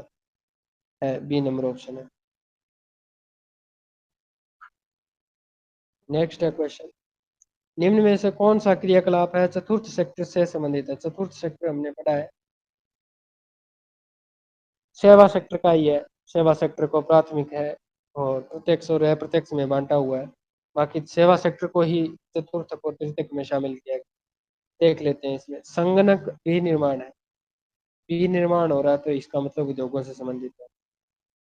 उसके बाद में विद्यालयी अध्यापन है, देख लेते हैं। नेक्स्ट, कागज और कच्ची लुगदी का निर्माण है, जहाँ में निर्माण है तो उद्योग।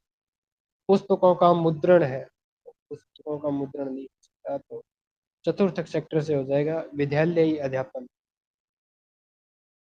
नेक्स्ट है, निम्न में से कौन सा एक कथन है वो सत्य नहीं है? यानी कि 3 कथन सत्य है, एक कथन गलत है। बाह्य स्त्रोतन, यही है क्वेश्चन वो, केपीओ और बीपीओ वाला। इसका आंसर देखना पड़ेगा।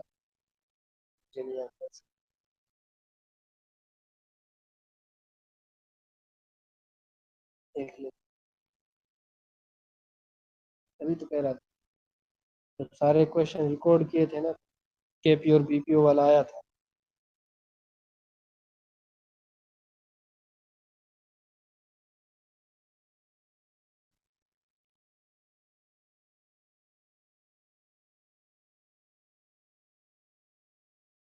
इसमें आएगा नौकरी का बाह्य स्त्रोतन, ये नौकरी वाला है ना, नौकरी वाला है क्या?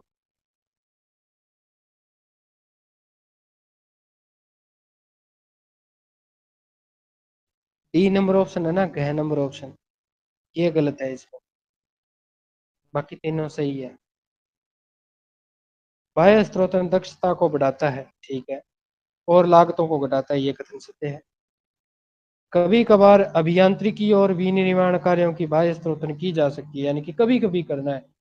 अभियांत्रिक और विनिर्माण कार्यों को भी बाह्य स्त्रोतन किया जा सकता है, ठीक है। बीपीओ के पास केपीओ की तुलना में बेहतर व्यवसायिक अवसर होते हैं, ठीक है, तीनों कथन सत्य है। बाकी कामों के जो बाह्य स्त्रोतन करने वाले देशों में काम की तलाश करने वालों को असंतोष पाया जाता है, ये कथन है, ये गलत कथन। कंप्लीट हो गया।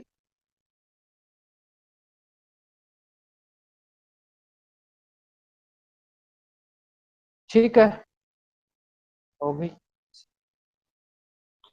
बोलना है तो।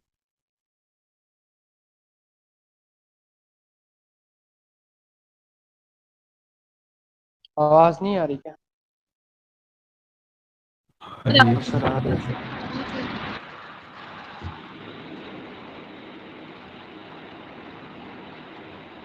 ठीक है, अगर कुछ जिक्र करना है या कुछ बात करनी है इसमें? सर ये चौथा क्वेश्चन है, इसमें अन्वेषण दिया हुआ है, इसमें चौथा नहीं होगा ऑप्शन, चतुर्थ। द्वितीय क्रियाकलाप एक ये पूछ रहा है कि उच्च परिणाम और उच्च परिणाम और स्तर वाले अन्वेषण, अन्वेषण होता है खोज, सम्मिलित होते हैं किस में आते हैं?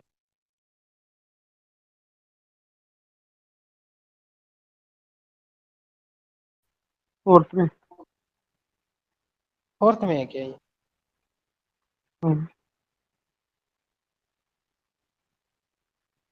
देखो कई बार आंसर देख के पता चलता है कि फोर्थ में है, परंतु यहाँ पर तो उच्च परिणाम और स्तर वाले अन्वेषण की बात हो रही है, खोज की भी बात हो रही है। चतुर्थ में कैसे आएगा? टीचर कौन सी खोज करता है? तो व्यापार है, फिर वो प्रत्यक्ष और अप्रत्यक्ष वाले में डालो इस क्वेश्चन। है तो वो सेवा सेक्टर ही।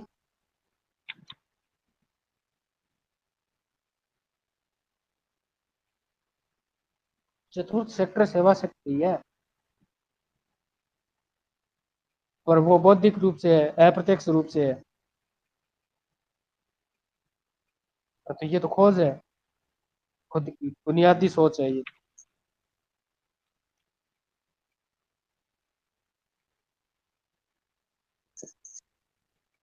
या फिर गलत हो गया मैं? चतुर्थ करें क्या? चतुर्थ में होगा सर। क्या सेवा सेक्टर है क्या ये? हाँ, अनुसंधान आधारित होगा ना।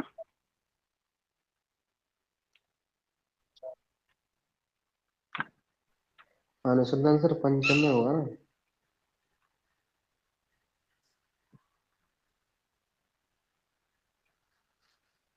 इसमें एक बॉक्स में दे रखा है ना पंचम श्रेणी में अनुसंधान विज्ञान को।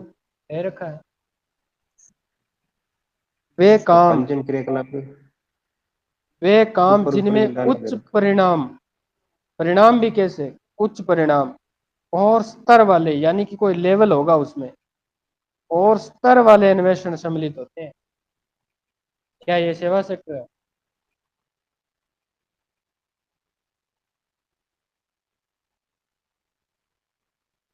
एनसीईआरटी की इस जो दो चार लेसन है इसमें बहुत सारी बातें हैं, वो एनसीईआरटी की विपरीत भी बातें हुई है, यानी कि हमने जो पढ़ा है उससे विपरीत भी बातें हुई हैं। तो क्या ये क्वेश्चन विपरीत नहीं हो सकता क्या?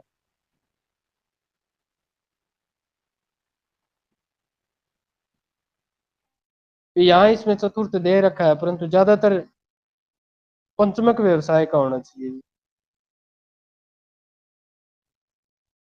बाकी देख लो, दोनों ही कर लो, चतुर्थ भी कर लो और पंचमक भी कर लो।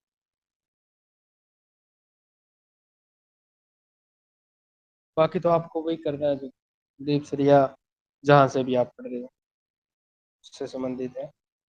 लेसन में कुछ एक छोटी बड़ी बात है, एपीओ और बीपीओ का अगर आपको समझ में आए तो कभी जिक्र करना उससे संबंधित, एपीओ और बीपीओ क्या चीज़ है। मैंने पढ़ा नहीं आज इसको, तो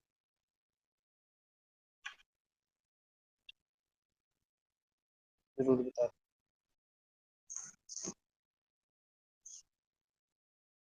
ठीक है सर।